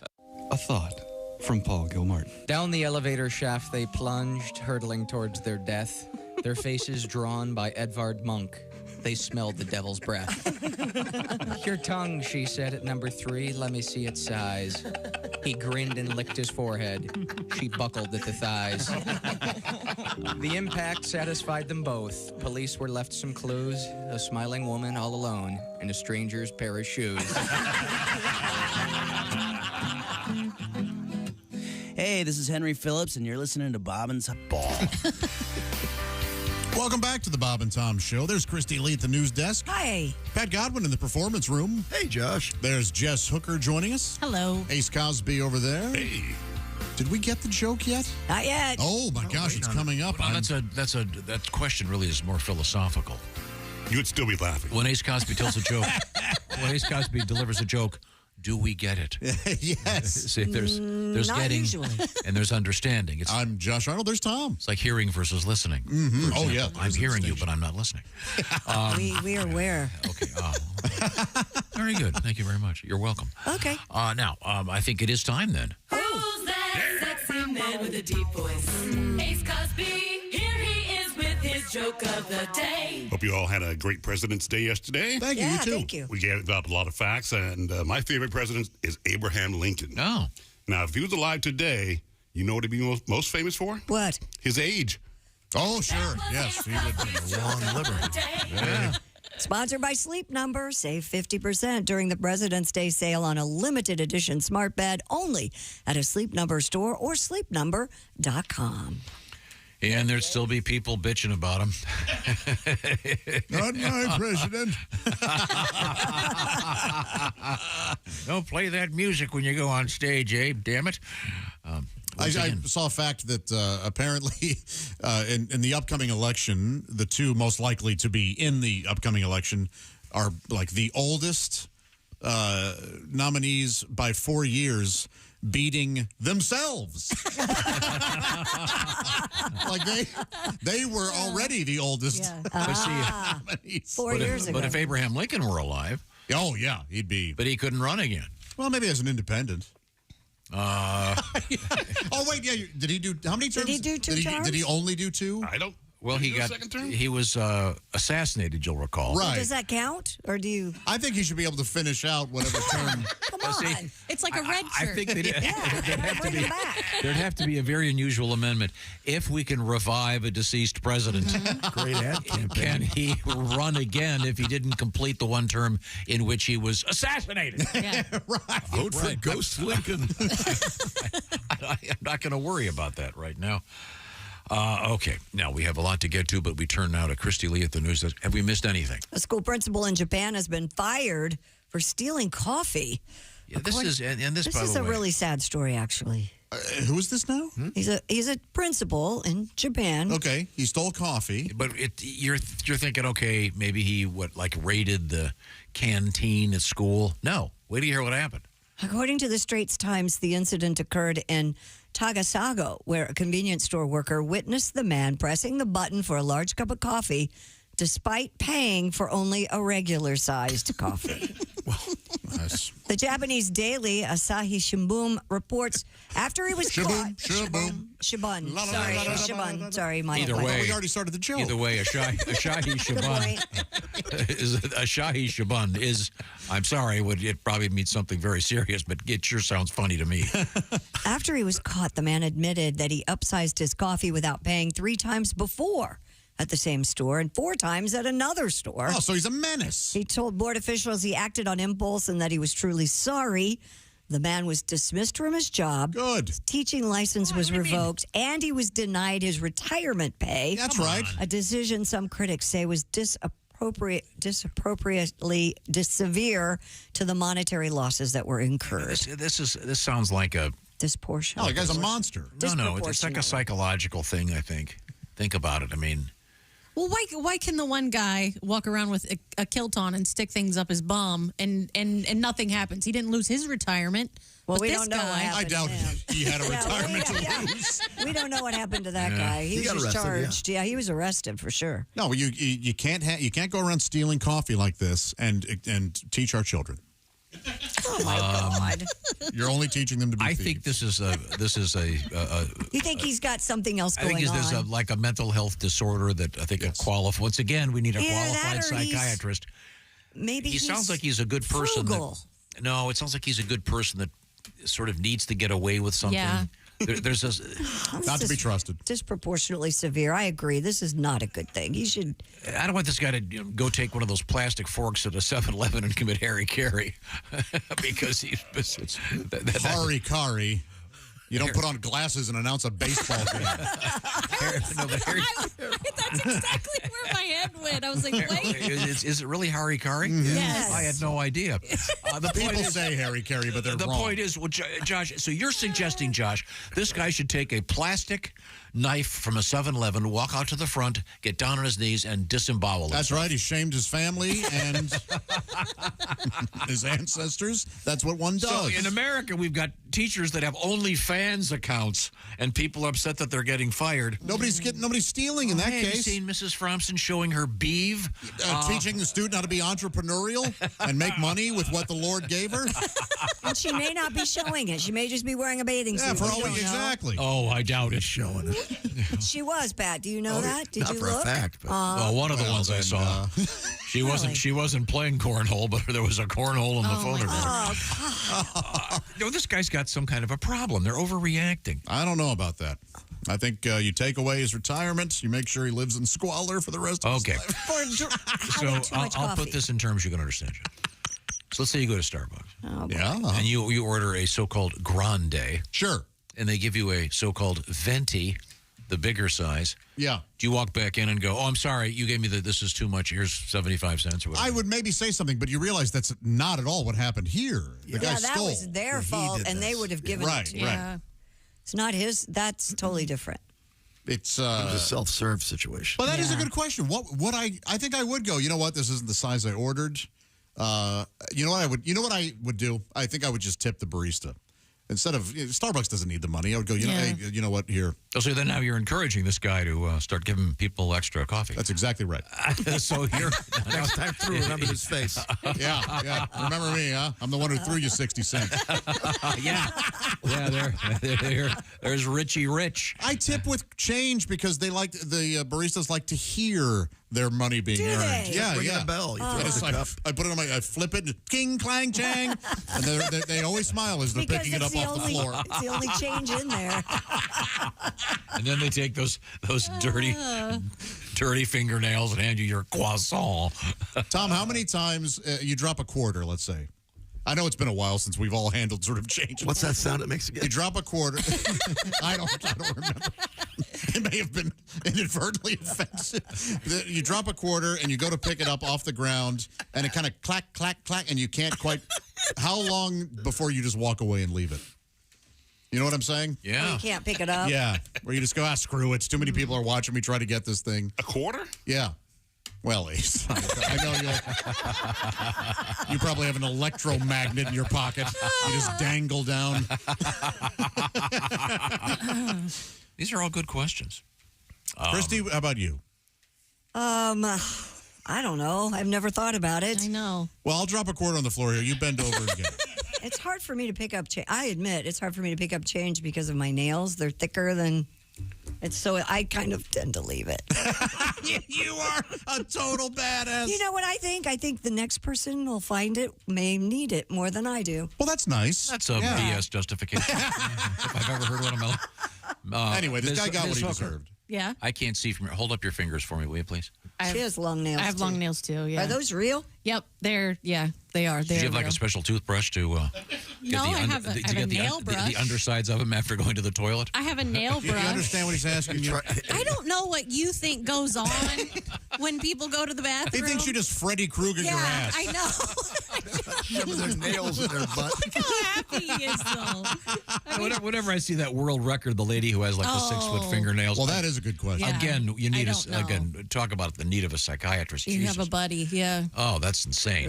Yeah, that's nothing. How do you drive? How do you do the dishes? And of course, how do you handle the most personal activity in the backside? You can't with your nails that long. You're gonna, as you put it so elegantly, Freddy Krueger, Freddy Krueger, the chocolate starfish. Oh my God! It's a great movie. You've done some good work here. Okay, what's coming up, Christy? We have a gang of armed robbers in the news. This one's kind of got an interesting twist. They're in Italy. We have a submersible full of cocaine, and we have a tractor trailer full of high-end sports cars. Stolen. You okay? She gets choked up whenever we mention sports cars. Sports cars. She loves them. I get a little Yeah. easy in my stomach. Yeah, it's like the wasn't it worth like $1 million worth of sports cars? Yeah, it's up there. But baby. the cool thing is, the guy didn't steal them for the cars. Nope. Didn't steal them for the truck. Nope. Really? $1.25 million. Wait till you find out why he stole them. Right now, it's time to get cozy and dig in. Winter is here, and I forget what the groundhog said, but we got a while. We're going to be hanging around for a while inside, and there's a lot of different ways you get the winter blahs. One of them is that same old in the world of your food. You're going, well, where do you want to go tonight for dinner? I don't know. Not there again. I'll cook tonight. What are you going to make? Not that again. It becomes kind of difficult, and it can be hard in a relationship when you just can't decide what to do about food. This is where HelloFresh has a great idea, and this is why I want you to try it. The idea of HelloFresh is they give you more than 40 options every week, and you pick the meal you like. And by the way, you can swap proteins. You can make it as easy as you want, and you can make it the way you want it. Then they do the shopping for you, and then they deliver the box to your place, and you cook it up. Sometimes it's about 5-10 minutes of prep, and then pop it in the oven, depending on what it is. And they've got all kinds of options. Like I said, more than 40 each week at HelloFresh. We're talking about the classic comfort food, and then really exotic stuff, maybe vegetarian stuff, or just good old comfort food. What do you got, Christy, over New there? this week, and it fits a lot of those boxes that you just threw out there, including it's Warm Your Tummy, the provincial-style beef and white bean stew with zucchini, almond rice, and scallions. 5 minutes of prep, 20 minutes to cook, 6 easy steps, and 4 easy steps, excuse me. And you have this beautiful, wonderful white bean and beef stew. Oh, it looks so great, just like the south of France. And we were talking about those classic meatballs the other day. Then yesterday it was a meatloaf. Again, meatloaf. Mom's meatloaf. Don't be scared by the fact that some of this stuff sounds very restaurant exotic. That's the whole point. You can get simple, or you can get not that complicated, but you put it together. They've got photographs showing you how to do it, which is really, really nice. And, of course, they've done the measuring, so you can't screw it up. Now, what you do is you go to HelloFresh.com/BT Show Free. Now, that code BT Show Free is there because we're talking about getting a free breakfast in each box, and that's as long as you keep your active subscription, you get that bonus. So once again, BT Show Free, HelloFresh.com/BT Show Free. Shake up your food life a little bit, have some fun, and have some great food. And by the way, a lot less food waste, and this is going to be significantly cheaper than having food delivered. So check out HelloFresh.com/BT Show Free. Tell them the Bob and Tom Show sent you. We certainly appreciate it. Coming up, once again, we have a crime syndicate in the news, and we're going to hear a little bit more from one of our recent guests that was here before and did something really funny. This is the Bob and Tom Show. Bob and Tom.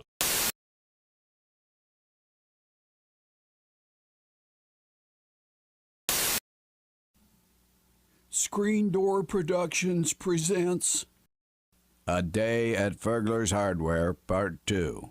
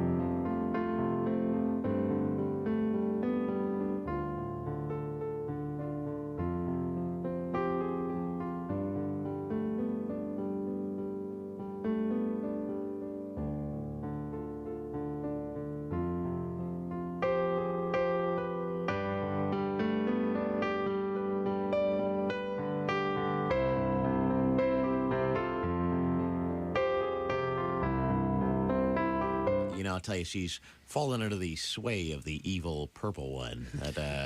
You mean yes, Barney. That's Barney the dinosaur? Every morning, I love you.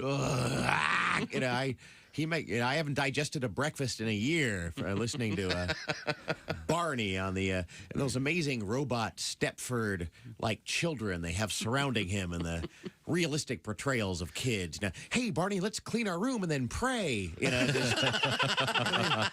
do they get these kids?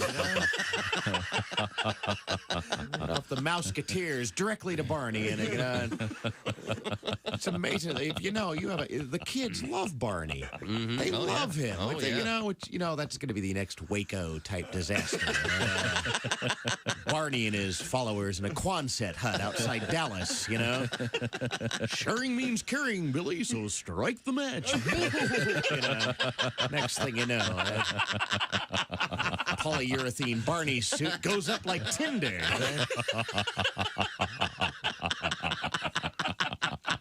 I point this out because I care.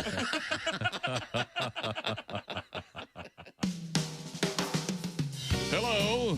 You're listening to Bob and Tom 24/7. This has been Chick McGee speaking. Hello, Bob and Tom Show. And that's okay. Hey, this is Rick from Edwardsburg. How you guys doing? Hey, Great, Rick. How are you? Oh, I couldn't be any better. You have What'd you do to yourself, sir? He couldn't be any better. See? What a great A attitude. happy ending. Yeah. What happened to you, Rick? Well, 3 years ago, I was pulling a case of beer off a shelf at the store. I like this already. Wait a minute. So you dialed with your good arm. Uh-huh. Yeah, and I pulled out the ligaments in my elbow. So, after cortisone shots and physical therapy later, 3 years, I'm still wearing a brace part-time. Are you really? Yeah. But you can. Wait, did you spill the beer? No, the beer was okay. Okay, well, thank God. But it's not your drinking arm, right?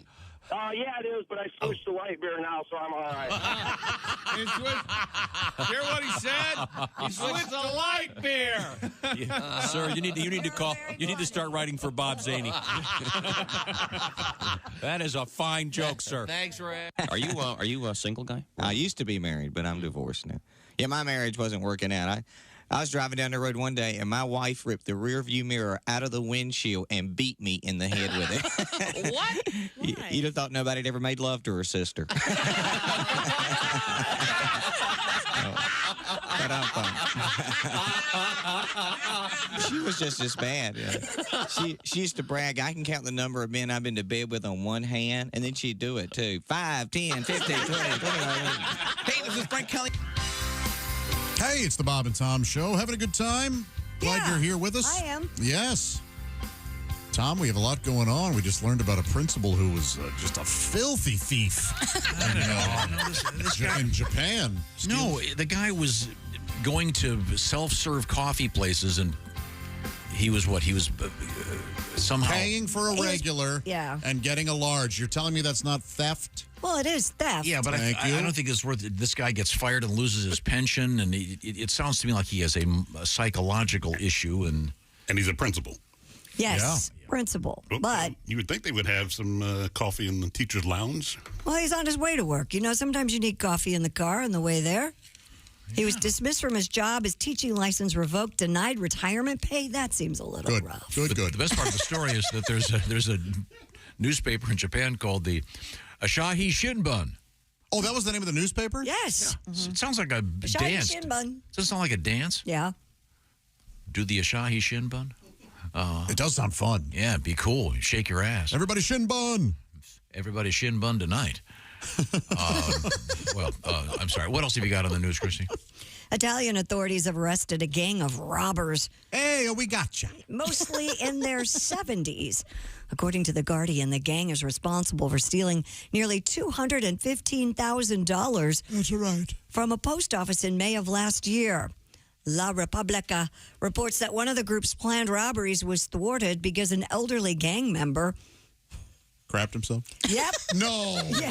Incontinent. Was having incontinence issues and needed an operation on his prostate. They're not going to have that when they make the movie Ocean's AARP. The run of heist came to an end after the What do you mean Denny had to crap? burglary of a post office in the Don Bosco area. The gang's leaders were 70-year-old Atalio DeWitt, nicknamed the German. I'm the German. Who became renowned in the mid-'90s after a sophisticated heist of a bank near the Spanish Steps, and a 75-year-old who played the role of lookout. Well, if you keep reading, they pulled their getaway car over. They were going 27 on the freeway with the blinker on, and classic. How a dare catch us? Yeah, well, they robbed the place. No, they robbed the place in the middle of the night, 8 p.m. Bedtime. Yikes. Hey, what are you going to do? I don't know. I don't you know can't what retire. Social Security's like in Italy, but apparently not very good. Do we do the heist before or after NCIS? I got to wait for Jeopardy. I still like A Murder, She Wrote. It's so funny because the premise is she's a writer, but now she gets involved in... Dr. Jessica, one smart cookie. Yes. Authorities in Arizona say a man recently released from prison stole a tractor trailer full of high-end sports cars. Why? Because he needed to get home, of course. The Cochise County Sheriff's Office said the incident occurred at a truck stop in Wilcox, Arizona, where the 23-year-old suspect, a Mr. Isaiah Walker, struck up a conversation with the truck's driver. Sheriff's officials said the man lulled the driver into a sense of security before grabbing the victim, throwing him out of the cab, and driving off with 10 Chevrolet Corvette C8s in tow. Wow. Deputies pursued the stolen tractor trailer and eventually took the suspect into custody. The 23-year-old admitted to stealing the vehicle and advised that the Corvettes were not the reason that he needed a truck. It was to get home, as he had just been released from prison.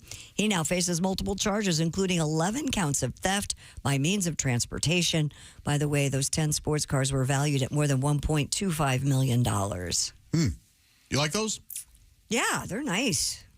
Wow. So Very technically, so how many sports cars, how many Corvettes were on this truck? 10. So does he get charged for each one? Yes. He does? Wow. All 10 cars and the truck. So that's why he got 11. So he's claiming, hey, look. Yeah. It wasn't the cars. It was just the truck I wanted. It's a new word for the English language. What's that? Cars jacking. Yes. And what a jack! He threw the driver out of the truck. What an ass! Yeah. Well, how else are you going to get him Steal out his of there? truck. I guess willingly. When he said drive them home, he meant drive them back to the prison. Why couldn't he just ask the guy for a ride? Well, the guy's working. Well, he's probably, once again, we get to the give you psychology of being... He just got out of prison. I just want to go home. Do they often use closed tractor trailers for sports cars like that? Yep. Not the open air ones that you see? Usually. Gotcha. But again, this guy claims he just did it for the ride. Yeah. Really? There's a chance, isn't there? There's a chance he didn't know there were 10 vets in the back if it were one of the closed, like Reliable does, the big, closed-in tractor trailers.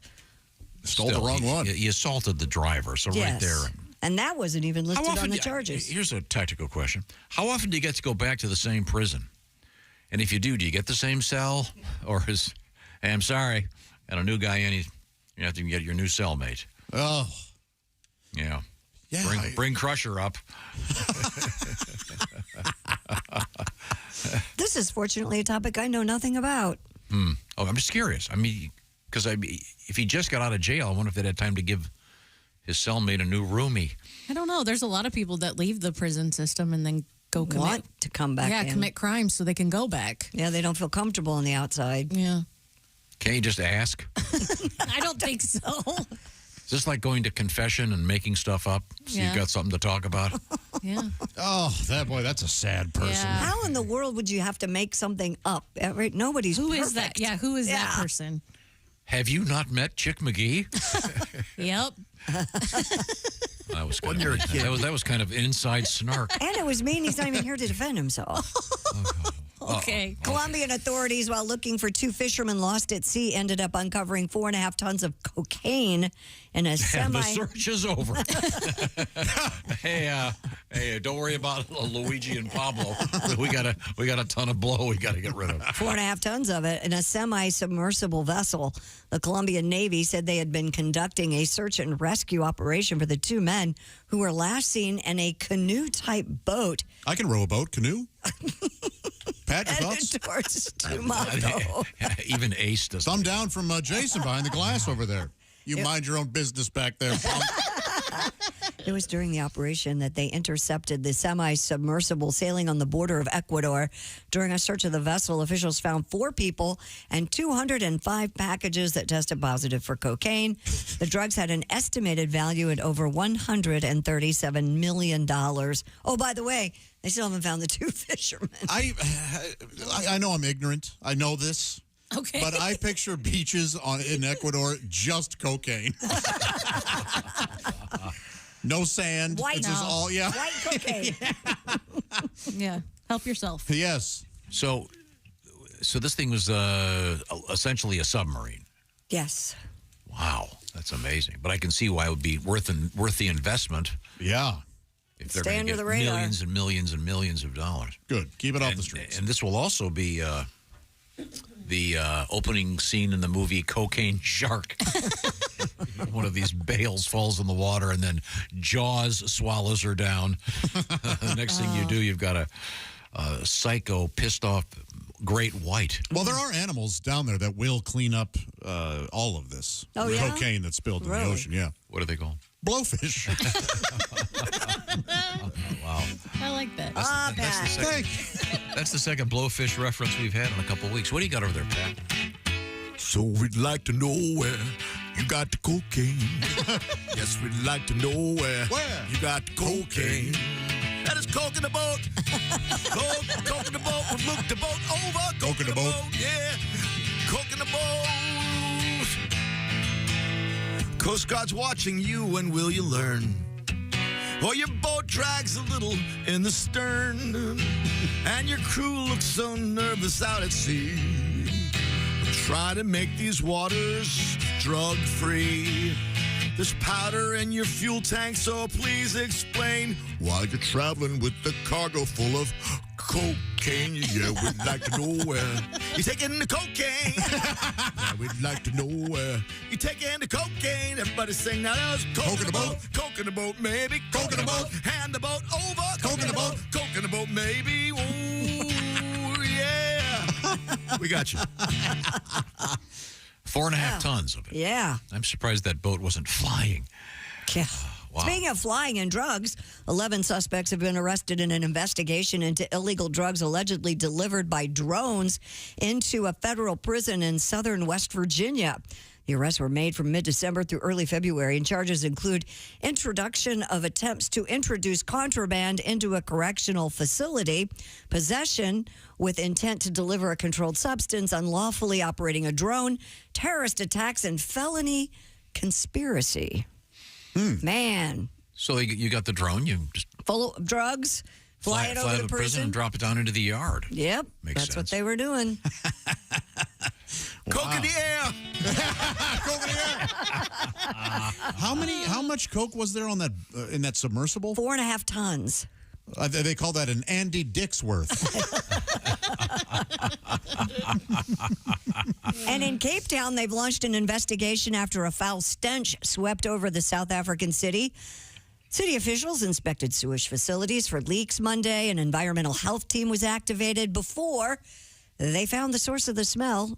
It was a ship docked in the harbor carrying 19,000 live cattle from Brazil to Iraq. I bet it does smell. The ship has also become a target of serious criticism by animal welfare groups, but the smell was so bad that they actually had to call out the hazmat team. By the way, that ship is going to be on its way to Iraq if it's not already from Cape Town. Cows in the boat. Cows in the boat.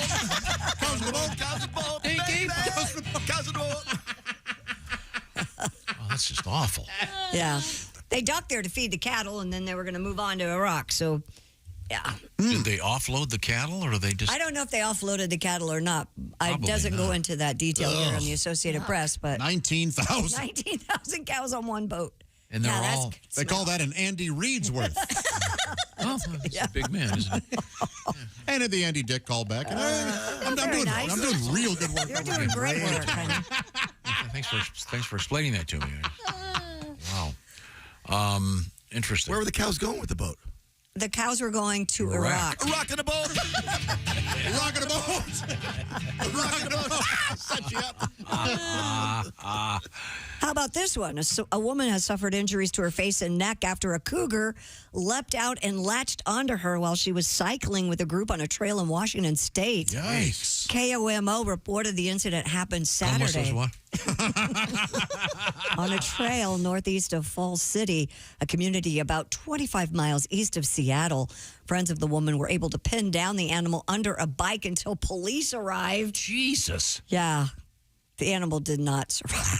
Oh, that's a shame. I mean, yeah, they shot and killed it. But you can't, Well, attacked a person? Yeah, Right. it leapt out of a tree as she was riding by. Man. Can you imagine? Wow. Cougar on your head. Oh, my God. Yeah. I can. I would. All right, you had Josh. a cougar on your head recently?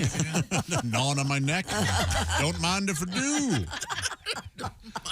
Here's speaking of bad smells, a town in Canada is upset about the, quote, putrid odor of an abandoned seafood sauce factory. Oh, yeah, I bet. Let's see. It produced fermented seafood sauce popular in Vietnamese cuisine. The factory's been closed for many, many years. Vats of rotting fish pieces and sauce were left behind, and it's still stinking up the whole town. The town is currently at an impasse because they cannot afford to pay a company to come clean up the factory. Wow. Sick. Can you imagine a 15-year-old hockey bag full of unwashed fish genitalia? Well, I can't. Well, you have a way of describing things, don't you? Yikes. I'm just trying to make it more clear what's going on there. Oh. Not just fish. What they do with the rest of the fish? I'm gonna write an opera about it. Are you? But I'm gonna make it kind of like a Greek tragedy feel. I'm gonna call it odiferous.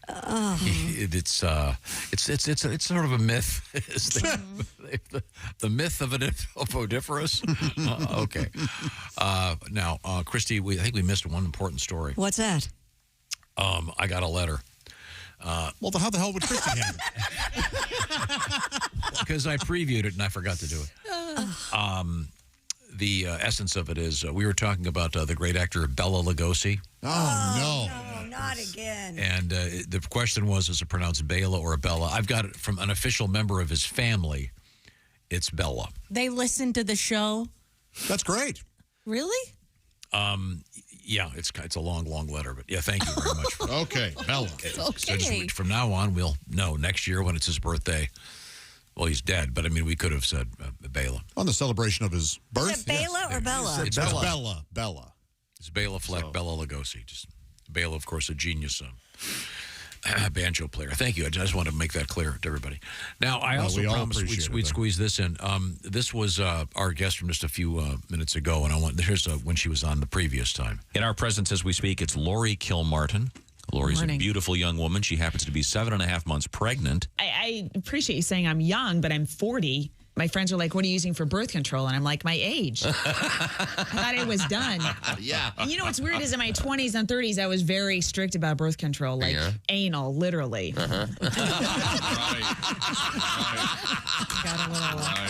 I got a little overconfident in January. Thank you. Good night, everybody. I can't follow that. That's the only way you ever could have done that joke on the air, and you did it. There you go. That is brilliant. Wow, thank you. That's amazing. Brilliant and that's true. nice to know. Brilliant and true. Are we to assume it's your first child? It is my first and last already. Yeah. I was relieved to find that I was having a boy. Because I would think with girls, you spend your whole life worrying about some sleazebag knocking up your kid. But when you have a boy, your kid is the sleaze bag. Yeah, that's true. I'd much rather be Perp than Vic if I had to pick my Law and Order. Wow. Let's talk about your adult life. Where are you from? Originally from California, and I live in Harlem now. Harlem. Yeah, Really? Harlem, New York. Mm-hmm. It's I moved to New York a couple years ago, and it's very expensive. I had to get roommates when I first moved there. One of my roommates was a prostitute. This is true. She's a prostitute and a temp. Like, that's how expensive New York City is. Turning tricks isn't enough money. You have to know Word and Excel. How about that? Wow. You better bring your A game. Yeah, I guess. Big Apple. Bring the A game. I think that prostitution should be legal. Because they perform a service for women. They have relations with creepy guys, so the rest of us don't have to. Yeah. Like, yay, hookers. Like, every time I see a prostitute, I want to hug her. I want to go, thanks for jumping on the grenade, Taffy. I really appreciate it. Thank you very much, Lori. And right now, the Bob and Tom Show is sponsored by BetterHelp. Now, it's a common misconception that... especially in the Valentine's Day world, we're still kind of in that Valentine's Day hangover. The conception is that relationships have to be easy to be right. Not true.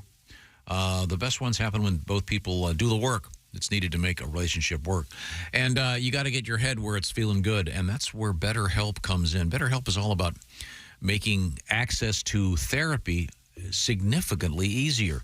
It's actually a great idea. What they've done with BetterHelp is they'll hook you up with a therapist online. In fact, it starts online. You'll fill out a brief questionnaire. You'll get matched with a licensed therapist. You can switch therapists at any time for no additional fee.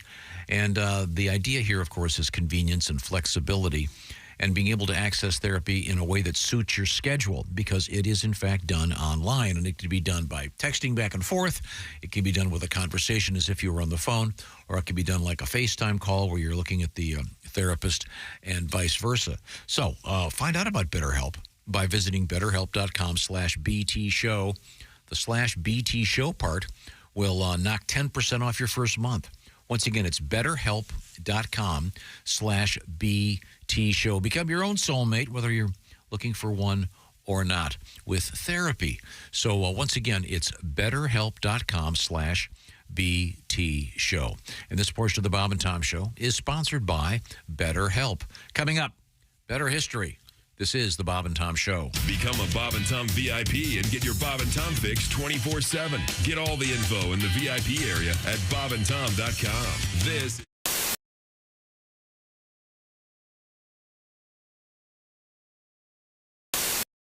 Hey, it's Josh Arnold with a food recommendation for you.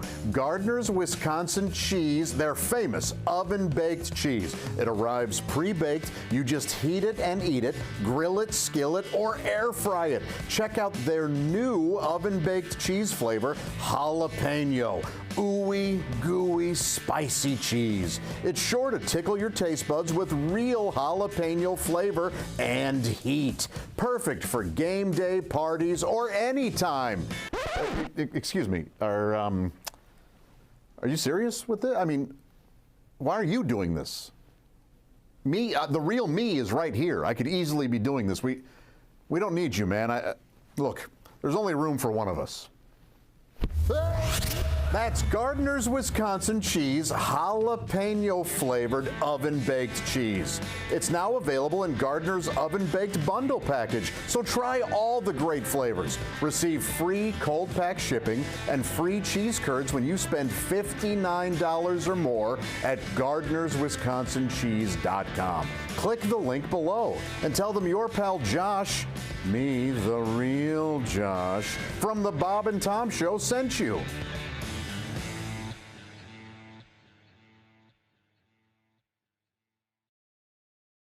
This is one of my favorite tunes, by the way. Tom's going to do one of his big hits. Oh, yeah. It is, actually. It's a huge hit. One of the better ones. Yeah, all set over there, Tom? I beg your pardon? Who are you speaking to? Oh. It's that strange European accent that you can't quite place. Yes, hello. I'm sorry, your name, sir? Bonjour. Bonjour. Bonjour. Good morning, Mr. Bonjour. Oh, that's very funny. Oh, yeah, we said. You must be the chick, the funny one. Yes. Thank you so much. I'm sorry, we didn't catch your name. I haven't thought of one yet. I see. Peter Merritt, isn't it? Or I think it is Peter Merritt. Peter Merritt. Yes. like that? Yes. That would be very fun. He's the crappy artist, isn't he? Dick Merritt? Yeah. Ricardo Merritt. Yes. Ricardo Merritt. Excuse me, darling. I hate to interrupt you, but there's something I must tell you. I will sing for you now. In a minute. Let it come around. I will sing after the band comes around. It's the band's fault. If you find yourself in Holland, they'll say to you, how yaman. In France, they'll say, fermez la gueule. In Athens, you'll hear scarmont. In Berlin, it's Helden Sie die Schnauze. In Jakarta, it's simply bon com. Let me translate for you, darling. Shut up. Shut up. Shut up.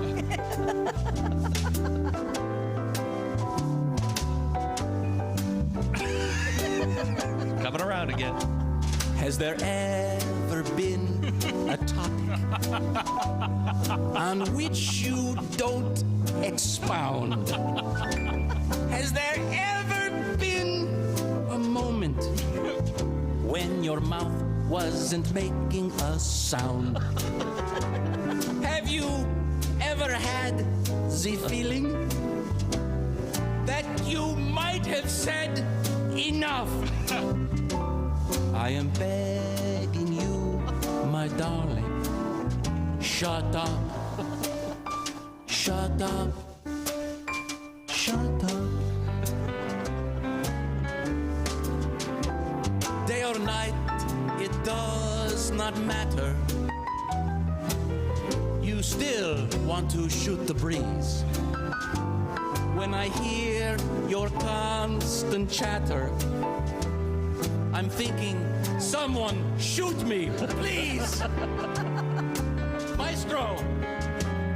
Now we are in the bedroom, so comfortably inclined. But the only intercourse we're having is the conversational kind. There's just one way to stop you from blabbering so much.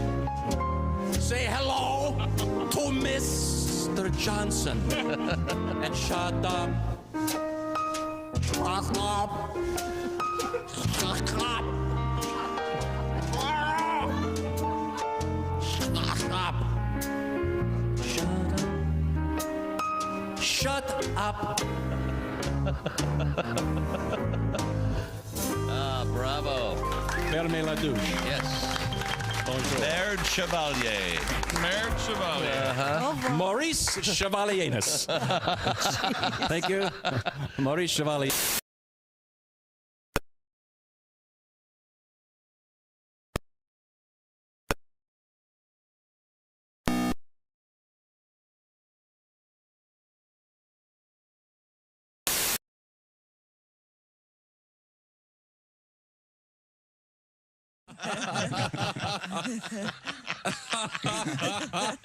I don't know if you know this or not. If you ever get behind the Amish, those horse-drawn carriages, they usually have that orange triangle sign on the back. I found out if you fire a softball and hit that sign, you dunk the driver. You just lose him. It's a great little highway thing to do. First of all, our guest in the studio, comedian Evan Davis, but you live in L.A., so you got to have a car. You got to have something big. I don't think that's right, man. Housewives driving expeditions. I don't think you should be able to. You should be allowed to drive something that big unless you're really going on an expedition. Like if you're picking up See's candy and a shower curtain, that's not an expedition. No, that's an errand. Yeah, you should have to take the Ford back in a second. I think they should have eye tests at the optometrist for like drivers. Like instead of reading letters off a card, they should have you cover one eye. It's like, is that a roof rack or a cop car? Essential morning radio. All day and all night. This is Bob and Tom. See it. Hey, it's the Bob and Tom Show with a history lesson for you coming up. Mm-hmm. And we'll review some of the stuff we talked about on today's show. Mm-hmm. I got a letter. Oh. You guys were talking about bacon jumping the shark.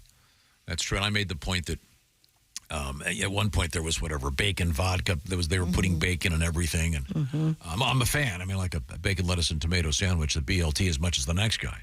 Love bacon and eggs, of course. But I mentioned that we, in fact, had been given a kosher lube, of all things, that was bacon flavored, which is sort of odd. And this letter writer goes, technically, even though it's kosher lube, you're still using it for porking. Thank you. That is ironic. For sure. Yeah, that kind of defines ironic, I guess, doesn't it? I mean, can you imagine if you're a religious figure of a certain stature and someone goes, would you bless our lube, please? Really? No, I think is the answer. I'm a man of a certain dignity. Time now for Today in History. Happy birthday. I guess these are the anniversaries of the birth. How about that? All right. Yeah, sure. Sidney Poitier. Yes. So I can tell you this, guess who isn't coming to dinner tonight? Deceased, you see. Sorry. Here we go. This guy could come to dinner. Charles Barkley. Hi. Born in the state in 1963. Yeah. He's, whether you agree with him or not, on whatever, entertaining. So entertaining. Yes. So entertaining. He's great. A real personality. It's cool. I love him. I do too. He's really funny. 1966, happy birthday, Cindy Crawford. Oh, yes. Yep. Out there pushing the power of the melon, if you've ever seen those commercials for Yes. He is intrigued by it. What is it? It's her face product line. Yeah. Her anti-aging products. Anti-aging products. I mean, if you look at her, if she's using it, it's working. Yeah, She's got great. genetics on her side, too. A lot of money. Yeah, I don't. Just uggos in my family. Thanks for nothing. You know what they You say? have great skin. What are you talking about? Mole money, mole problem. Oh. Okay. Thank you, Ace. It's a beauty mark. It is a beauty mark. I'm a fellow beauty mark holder. Yes. Yeah. Happy birthday. Well, that's too depressing. Here we go. Here's a good one. I like this guy. Happy birthday, 1984, Trevor Noah. Yeah. Speaks 8 languages, by the way. Is that right? Yeah. So Wow. in case you're feeling good about yourself, well, I'm down to 1. Seems like a really nice guy. And then here's a cool story. In 1959, 16-year-old guy who at the time was Jim Hendrix played his first show, fired for the band for being too wild. He would go on to become Jimi Hendrix. Yeah. I guess he didn't fit in a marching band. You know what I'm saying? Yeah. Yeah. Acoustic guitar, right behind the trombones. Let's see. 1962, John Glenn, the first American to orbit the Earth. Allegedly, No, he did it. He's real serious. No, John Glenn was. I read a really cool article about him. He once, in order to help save a buddy, it's kind of complicated, but he was on a mission. He took his jet and drove it, flew it straight up, and then would essentially glide it across. It's a very complicated story, but yeah, it must be. You can't tell. No, it's like unbelievable bravery. Just a ridiculously brave guy. I mean, can you imagine? You've ever seen those Mercury capsules? What else is in history today? Yeah, come on. I'm sorry that you don't believe in the space program, you Luddite. No, we want to hear more about applying melon to your face so you know I age. want to know. Well, there's science behind that. Yeah, sure there is. Yeah, and there's the lady that says if you pour urine in your eyes, it'll fix your astigmatism. Yeah, good luck with that. Morons in the news. Okay, let's review what we learned in the show today. Oh, wow. Already? All right.